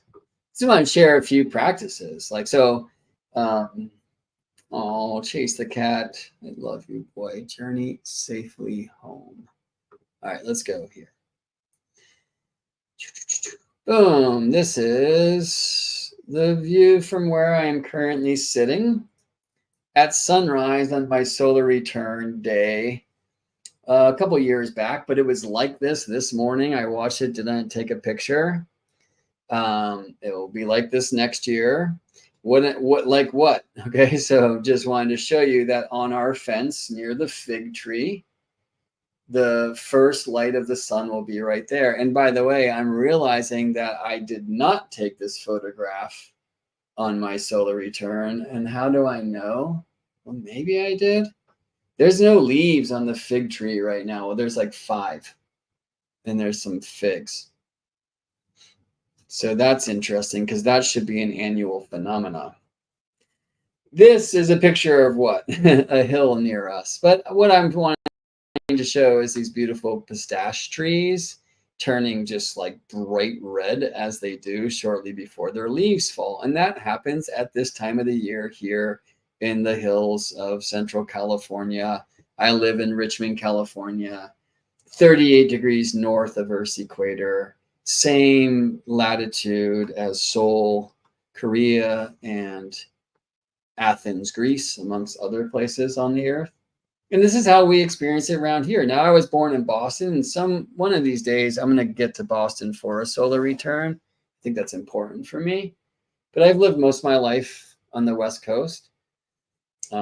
Maybe California will beat out Seattle if I stay here long enough. But I just like to walk around and experience how Earth earths at my solar return. Now, one year, it wasn't long ago, it was just pouring rain. When I lived in Seattle, as I did for 17 years, there was a lot of rain. Okay. It's actually when I was shortly after I moved back to California some years ago, I was out on a hike on my solar return. I was like, why didn't I do this every year? It's like, oh, right, I lived in Seattle. So, you know, the weather one year to the next, and what I'm seeing is maybe actually the fig leaves one year to the next aren't always the same. Those are things that we might expect. But just getting out and to experience how Earth earths at the time of your solar return, no matter where you are. James, you wrote something about this earlier. So what about getting out at the same time of day that we were born? So I'll have my solar return today at like 1:30. I'm going to be out and about and just really experience that. This is an image of the sun and where the sun is from our yard at 4:39 p.m. on a solar return day. Why would I do that? Because I was born at 7:39 p.m. Eastern time. So it was 4:49 p.m. here in Pacific time in California, right? At the time of my becoming. So I want to get out and experience 4:49 p.m. I also want to experience 7:39 p.m. Before then, the sun sets. And each year at my solar return, the sun from this point of view will set right there on that part of Mount Tamalpais. This year, when I took the photo, there was a very special little cat called Koa in the loquat tree, which is a fun thing to see.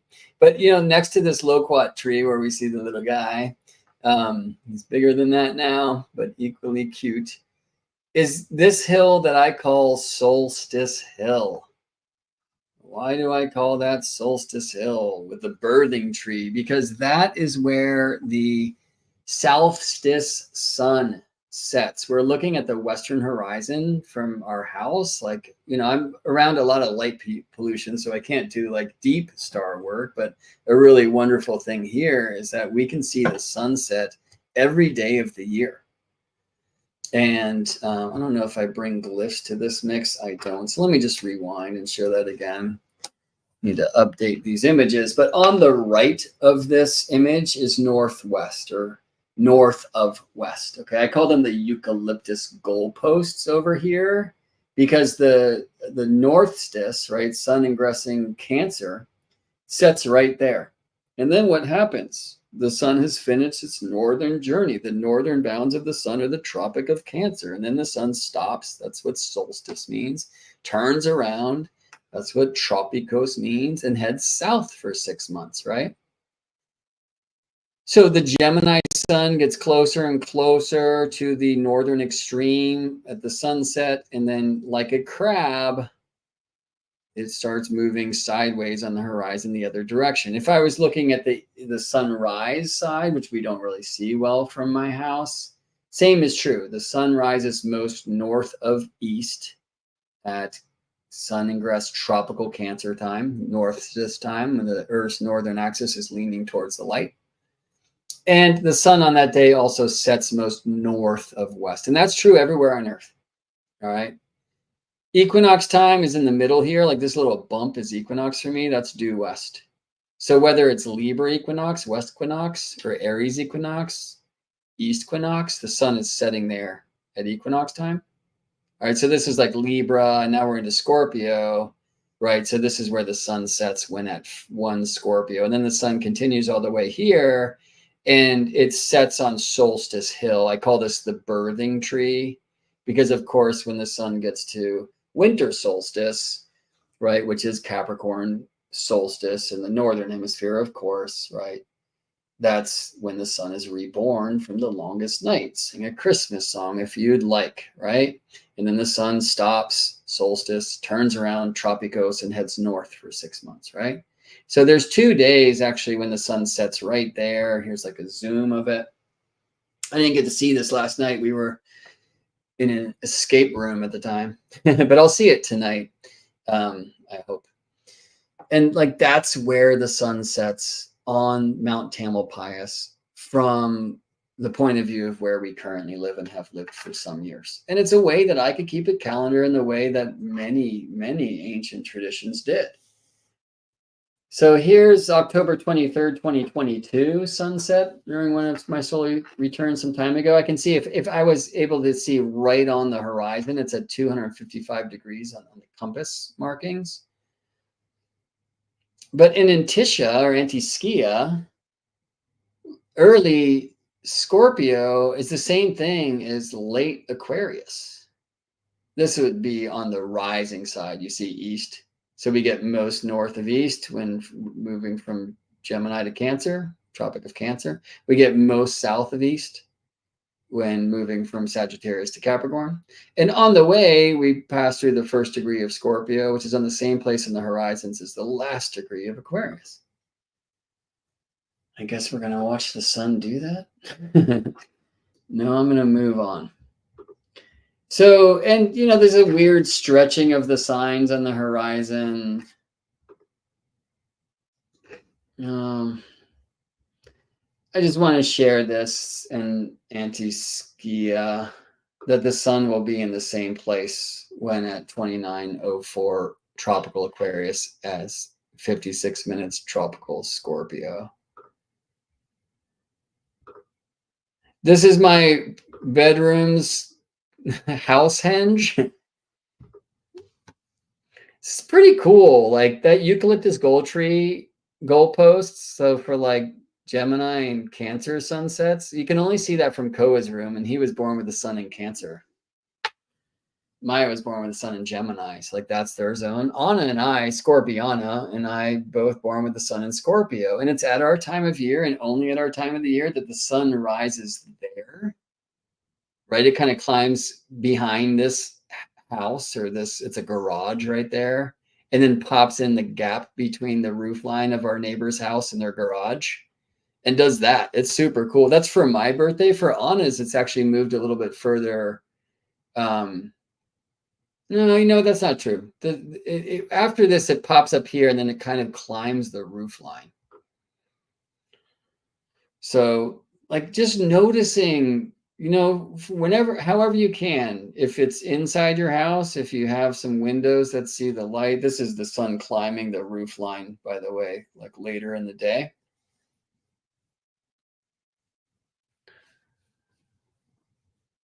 Pretty cool, right? Like, and we didn't know that. I hadn't considered, by the way, when we chose Koa's room for him, that we could only see the sunset at the time of his birthday each year from his room. Or that, you know, where we set up our bed. Isabel, you're looking the wrong way. That we have this kind of birthday thing. All right. So I'm looking at that sun. All right. So here's a different time of the year. Now, this one is the Scorpio time, it would seem, because we see the fig, and that's what I'm looking at right now, is more sticks. I think that other image was actually from the Anticia or Antischia, with sun at the last degree of Aquarius.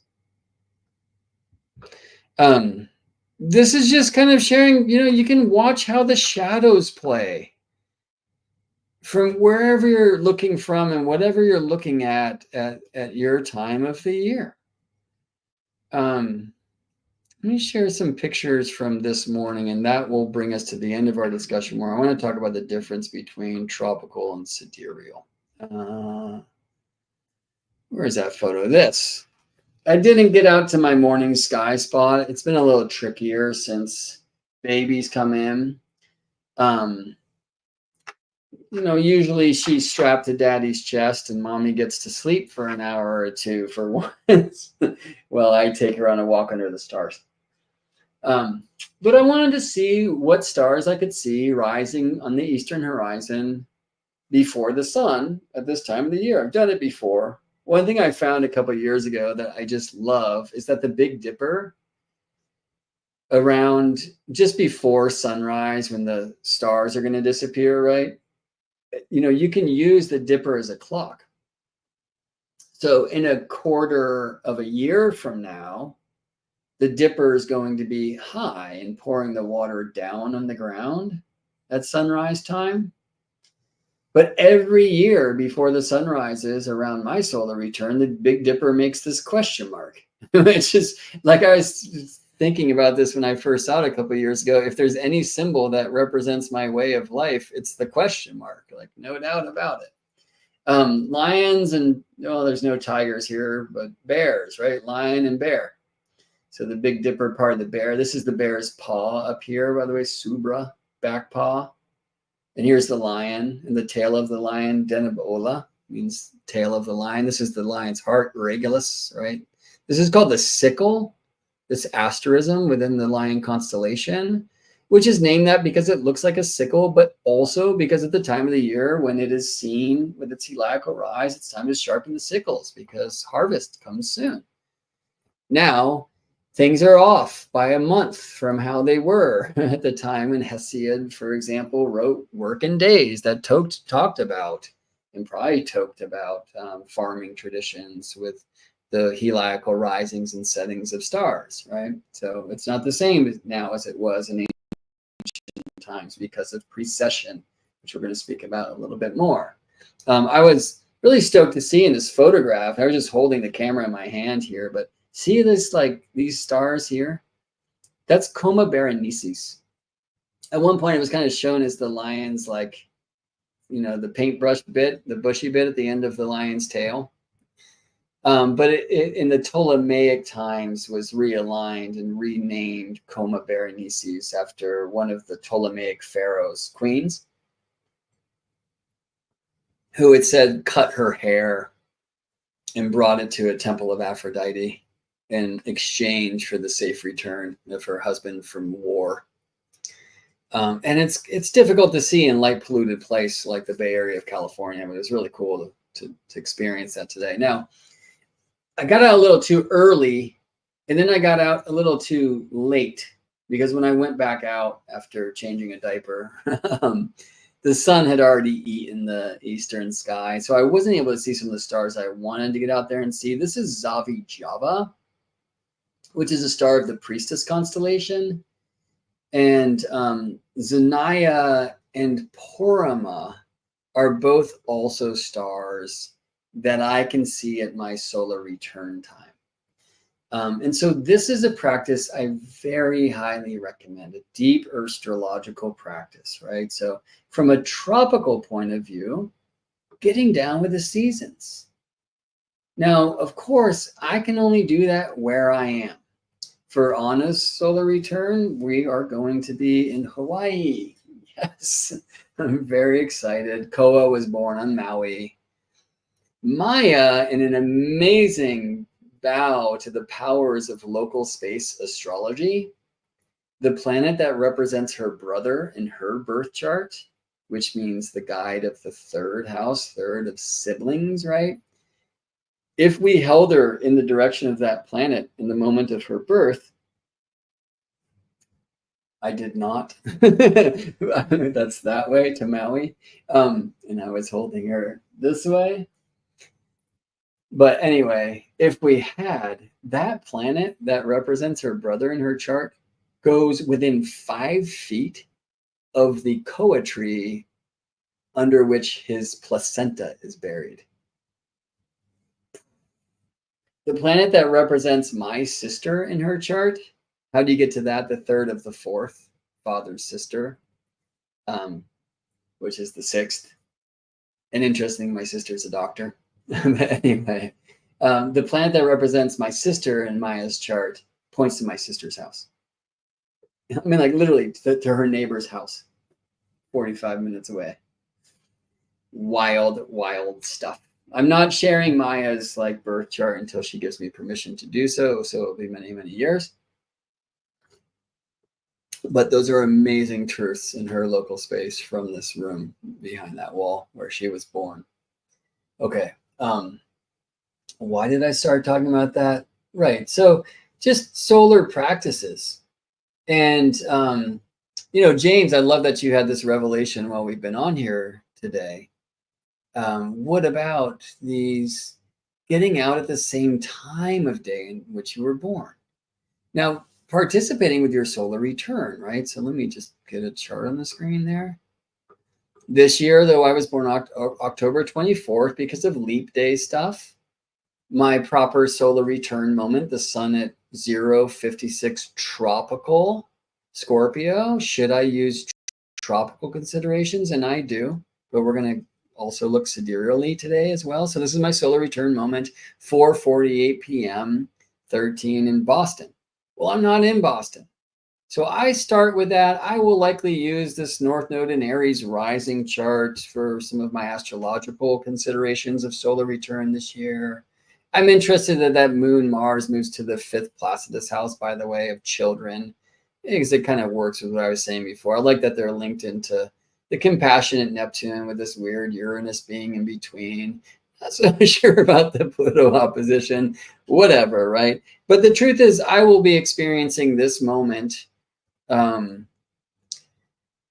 in about 39 minutes from where I reside in Richmond, California. Well, El Sobrante Town Center is closer.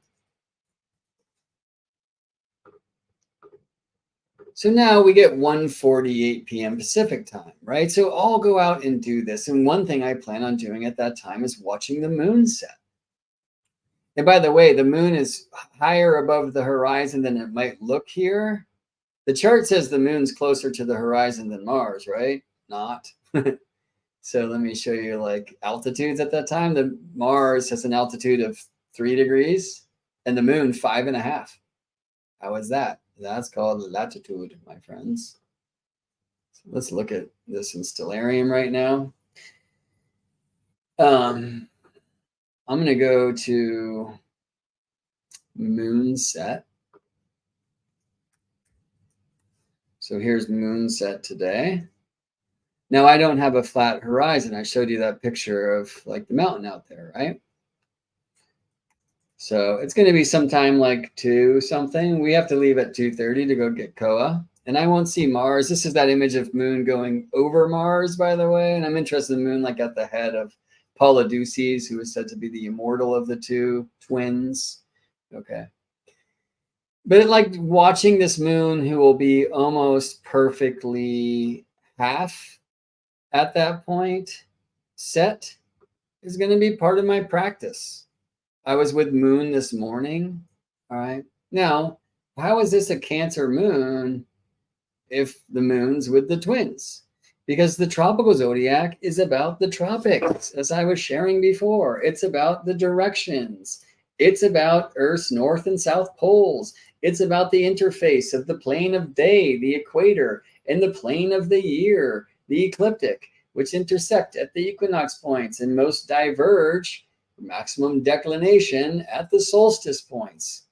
And it is aligned to Gaia's spine, the sword of our stone, the world tree, which defines the cardinal directions. This is north of Earth.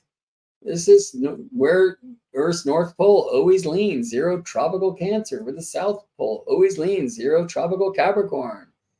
0 Aries is east of Earth's center. 0 Libra is west of Earth's center. Like, people don't understand this about the tropical zodiac. I can't stop talking about it because people say that the tropical zodiac is not astronomical because our signs don't align to the constellations like they used to. And friends, because the constellations vary significantly in size, an equal sign zodiac never can. And that's like what birthed this whole Ophiuchus as the 13th sign weirdness. I'm not going, well, I did go there some time ago. You can look in the storytelling playlist on my YouTube for No on Prop 13, No Ophiuchus. I love Ophiuchus, by the way. Later in December, I'll be delivering a talk about Ophiuchus and Orion at this imperative time of galactic alignment for Isar. I just know that Ophiuchus is a better pronunciation, is no 13th sign, and there are 12, and there will always be 12, and it has to do with that, my friends. Anyway, if I'm out working with the stars in the morning before sunrise, if I'm out working with the stars at 7:39 p.m., because that's when I was born, if I'm working with the stars at sunset, sunsets, gets down beneath the horizon, 10, maybe 15 degrees, and then some stars start coming out high and then lower. What are the first stars of the zodiac that I can see after the sun sets? Well, that's not a tropical thing. That, my friends, is star. That's a sidereal thing. Okay, so I've lived 49 orbits now. Holy moly. And precession of the equinoxes, let's talk about that. So the 3 motions of Earth, the first 3. Day, primary motion, Earth spinning on her axis. Year, right? Earth's orbit of the sun. And that's on the plane called the ecliptic, which I call the equator, the circle of matter, because it's all about Earth, matter, and the ecliptic, the circle of spirit, because it's where the sun lives. And since our solar system is relatively flat, the ecliptic hosts the travel for the most part of the planets too. They all go north and south of the ecliptic by a bit. But generally speaking, the ecliptic is the place definitely of the sun's travel, and for the most part, the moon and the planets too, right? So the plane of the day and equator in the plane of the year ecliptic. Well, the third motion of Earth is called axial precession. I wonder about why it happens and what's taught in school since Newton's day. But regardless, what we do know, regardless of why it's happening, is that it is happening. And how can we tell? Because the star that the North Pole is pointing to in our day and age, that's Polaris, pole star, North Star, Earth's North Pole pointing to that star. That will not always be our pole star. It hasn't been called Polaris forever. It certainly hasn't been called North Star. On the other side of this great year, this precessional year, the North Pole of Earth is pointing much closer to Vega. Well, if you know Polaris and Vega, they're very far apart. Like the precession of the axial precession, Earth's axis precessing through the sky, traces these huge circles in the north and the southern sky. Okay, well now as north shifts in relationship to the stars and south shifts in relationship to the stars, you better believe east and west do. Okay, so the entire directional zodiac, which is what the tropical zodiac is, shifts in its relationship to the stars. And so this is why the Tropic of Cancer, right, 0 degrees tropical Cancer, is no longer aligned with the crab. Let me dim the lights here and rewind time a bit.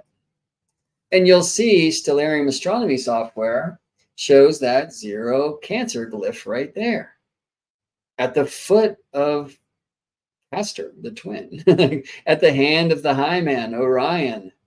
Why? What, the crab's up there? Why isn't Cancer up there? Because this point, 0 tropical Cancer, is simply about the degree of the ecliptic, the plane of the year, the plane of the sun, the circle of spirit, where it's most north of the equator, the plane of the day, Earth's rotational plane, which always travels through the cardinal directions east and west.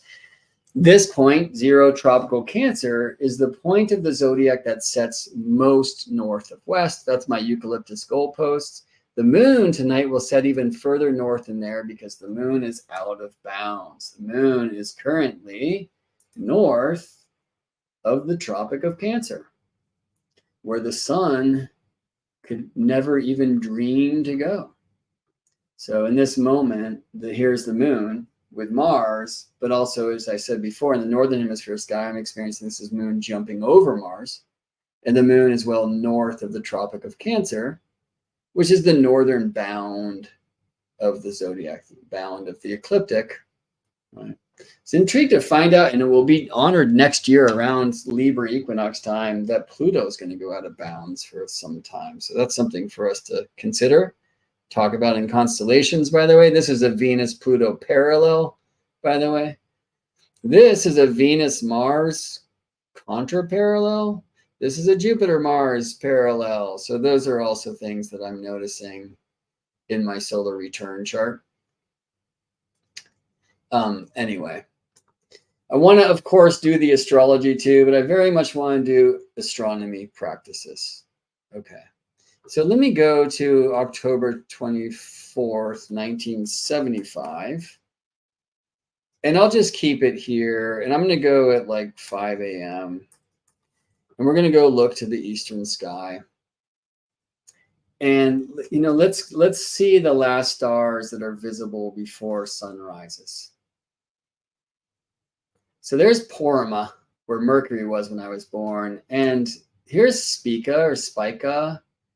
The sun is just too close to see that star. Okay, let me get Spica above the horizon. And let me go to October 24th, so it'll be more visible. And let me just go some days from then. You can watch the calendar days shifting here if you'd like. Moving sidereal days, so I'm just going to lock this star right there. And as the sun gets further from that star, then that star is going to be visible, rising before the sun. Clouds aligning, right? Allowing. That would be the heliacal rise of Spica, like the day of the year when Spica is first seen rising before the sun, which was not true on October 24th, 1975. Okay. Now I'm going to dim the lights. Like for me, mine's not the best example Well, you know what? Let's do this. Let's just put the sun on Spica. Okay. So that's like October 17th, 1975. Let me dim the lights and we'll just see sun Spica here, okay? Maybe also not the best example. You know what? Let's go back in time. I'm going to put the sun on Regulus. Regulus, the heart of the lion, just closer to the ecliptic plane. So easier to see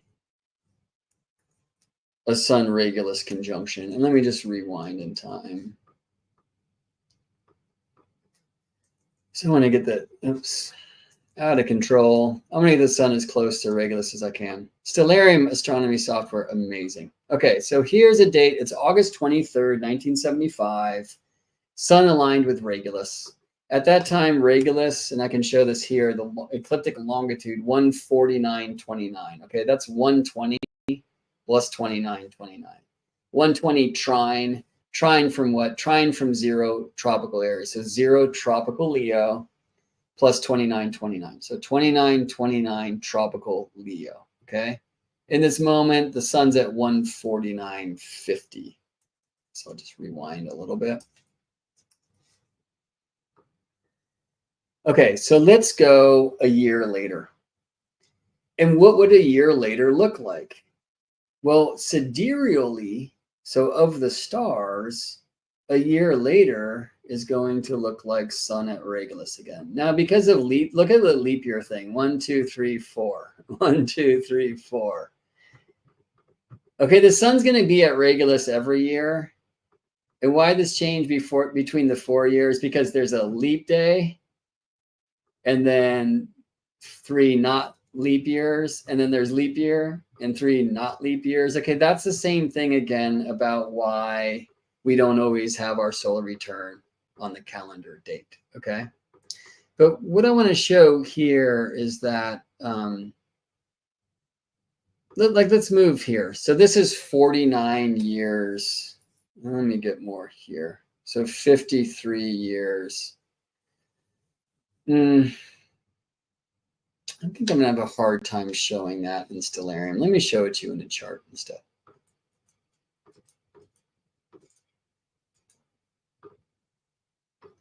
So I can at least just make this point. There are many zodiacs. The tropical zodiacs with reference to Earth's rotational axis, to Earth's cardinal directions. It's the zodiac I prefer. It's the zodiac of Earth. It's very real. My work's called Earthstrology. It's for that reason. It's incredibly astronomical. I would suggest it's the most astronomical zodiac, contrary to popular opinion that because the signs of the tropical zodiac do not align to the constellations and don't align to them like they did thousands of years ago, and by the way, won't really align tomorrow like they did today, that it's not astronomical. Hopefully I showed you enough today, and I do regularly to help you understand the very beautiful and real and elegant framework, astronomical framework of the tropical zodiac. All right.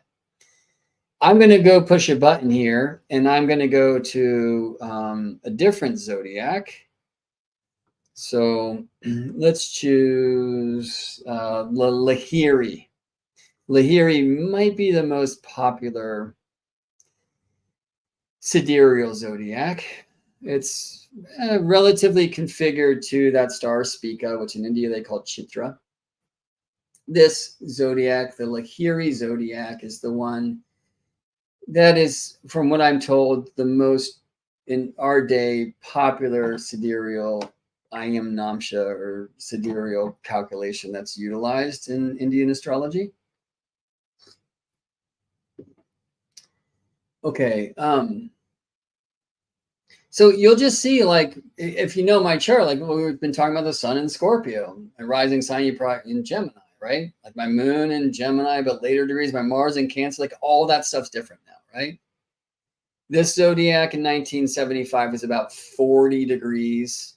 Sorry, 24 degrees different, a little bit less than the tropical zodiac. And that will change. And this is all because of Earth's third motion, the axial precession, and the precession of the equinoxes, also the solstices, just every zodiac degree. All right. Let me show you my solar return sidereally. And maybe I'll just show the sun again.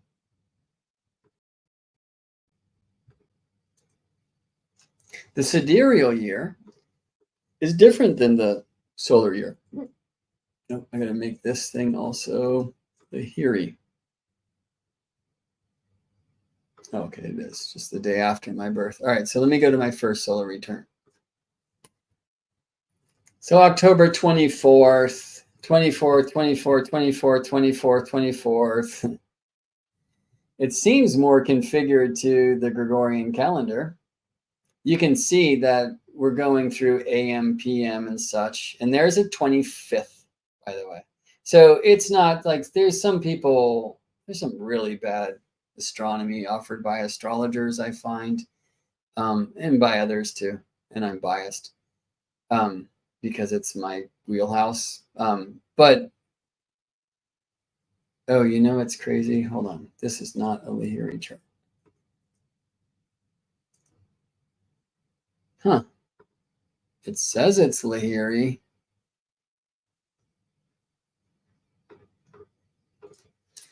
Some believe that precession is what causes the difference between, like, why there's leap day, and that's just not true at all. I'm not sure how to make this. We're coming across a little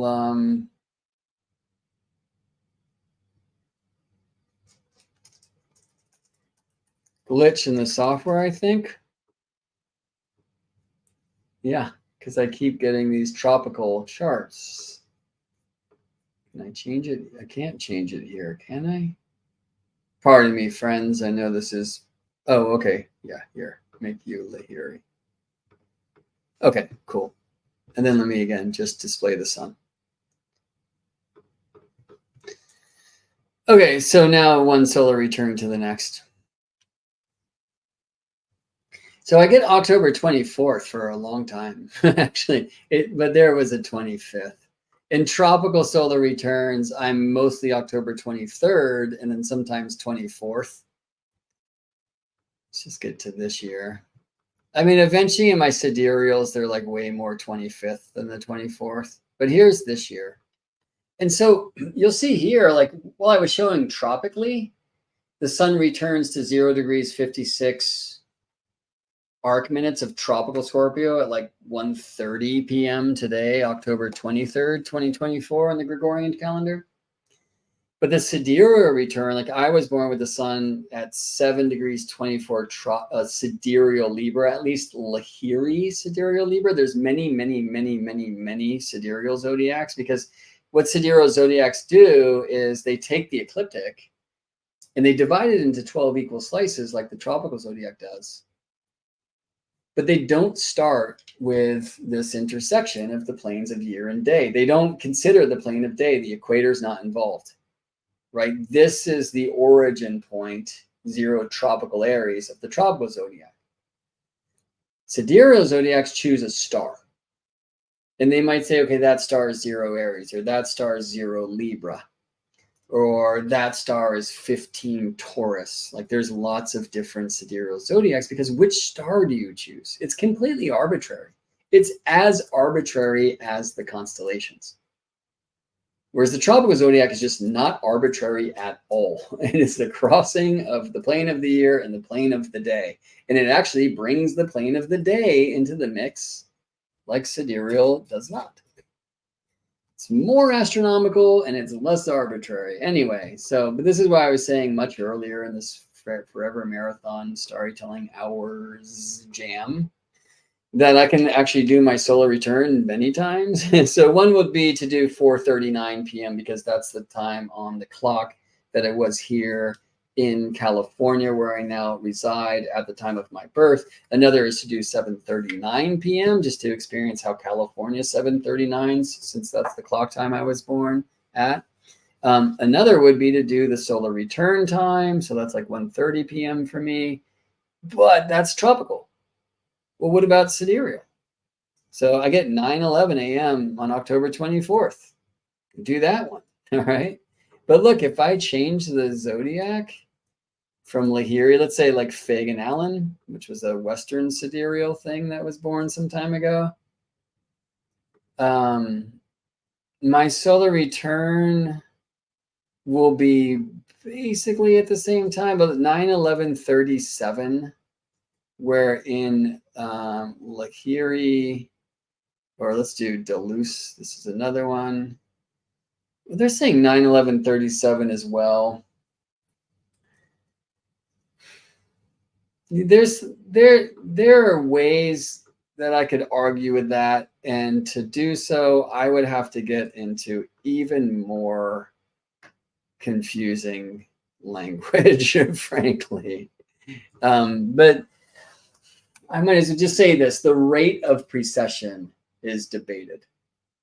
Like a good number to know is that it takes the Earth's axis about 72 years to precess 1 degree, which is why we say this whole circle in the Earth's third motion of axial precession is like 26,000 years long, because that's 72 years for 1 degree times the 360 degrees of a circle is 25,920 years.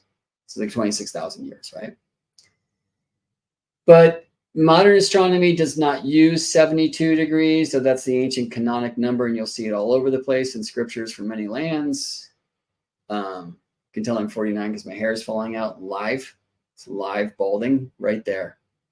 But it's like 71.59 years, I think, for a degree of precession. There's much debate about that.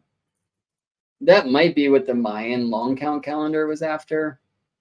5 long counts being about 25,778 years or something. That, please don't quote that, but that's kind of in closer zone to like what NASA, JPL, and other astronomers use for the rate of precession these days. And there is some debate in sidereal astrological math, not only about which star should we be like configure our sidereal zodiac to. That star is called the prime fiducial. So many zodiacs use Spica, actually. We could use a Regulus zodiac. We could make a galactic center zodiac. That's an interesting thing to do. We could do a Pleiadian zodiac. Do you see what I'm saying? Like, what star do you start with? But also, the rate of change between the tropical year, which is going to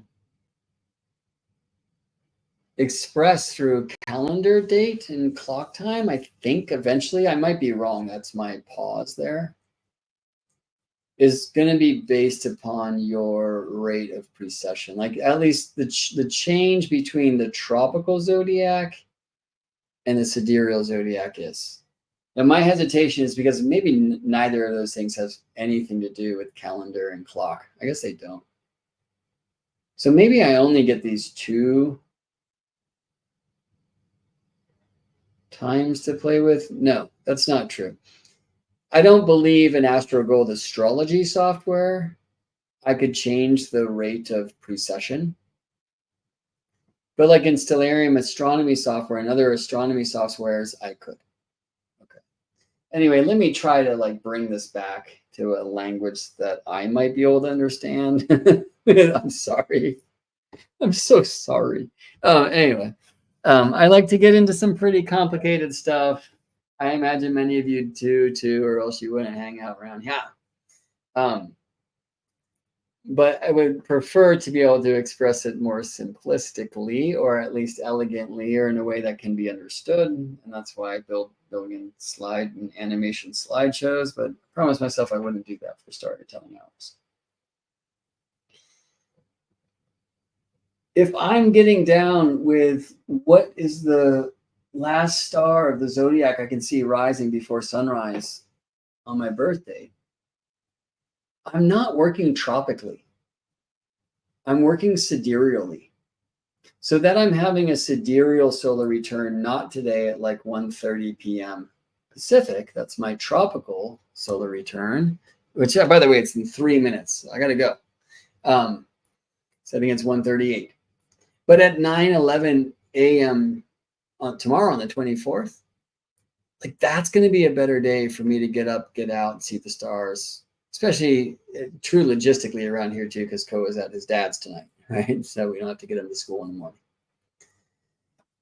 So I'm going to ask for a birthday present from my beautiful partner, Scorpiana, be with baby in the morning, and I probably will get in the minivan and drive out to my morning sky spot and really be in a place where I can sit with the stars and see which star is rising before the sun. And though my solar return in the tropical zodiac is today, I want to use my sidereal solar return to work the stars. And now I've lived like 3/4 of a degree of precession.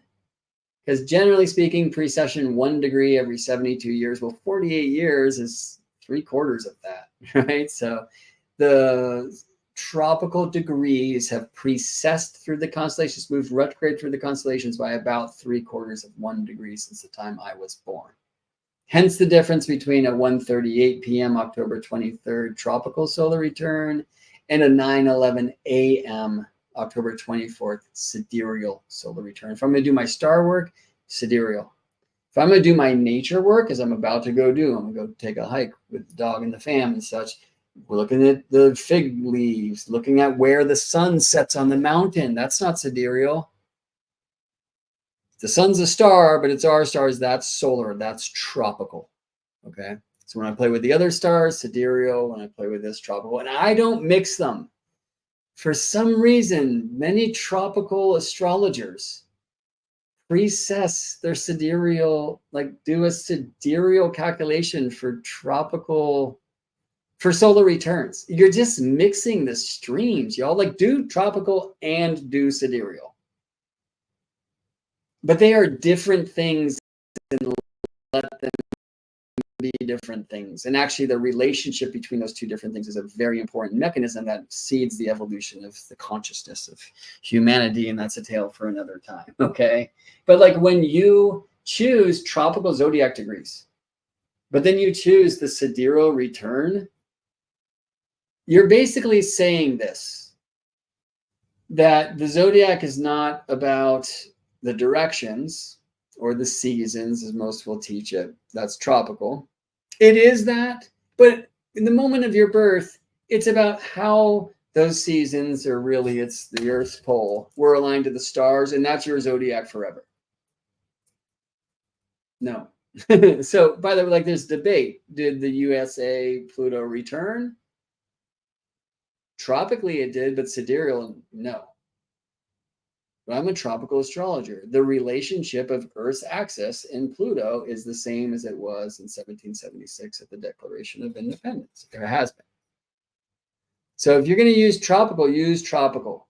If you're going to do sidereal, use sidereal. I actually recommend in some ways you do them both. I do that by working with tropical signs and with the stars, and also honoring that there's an evolution, there's a shift between them over great time, over many, many, many, many years. And I guess I'm grayer than I once was. Okay. Anyway, thanks for spending some time at my solar return, my birthday with me. Hopefully this has brought some new insight to you. Hopefully you had some fun climbing the many branches of this tree, and that in the end we see it still connected to one earthly trunk that is honoring the light.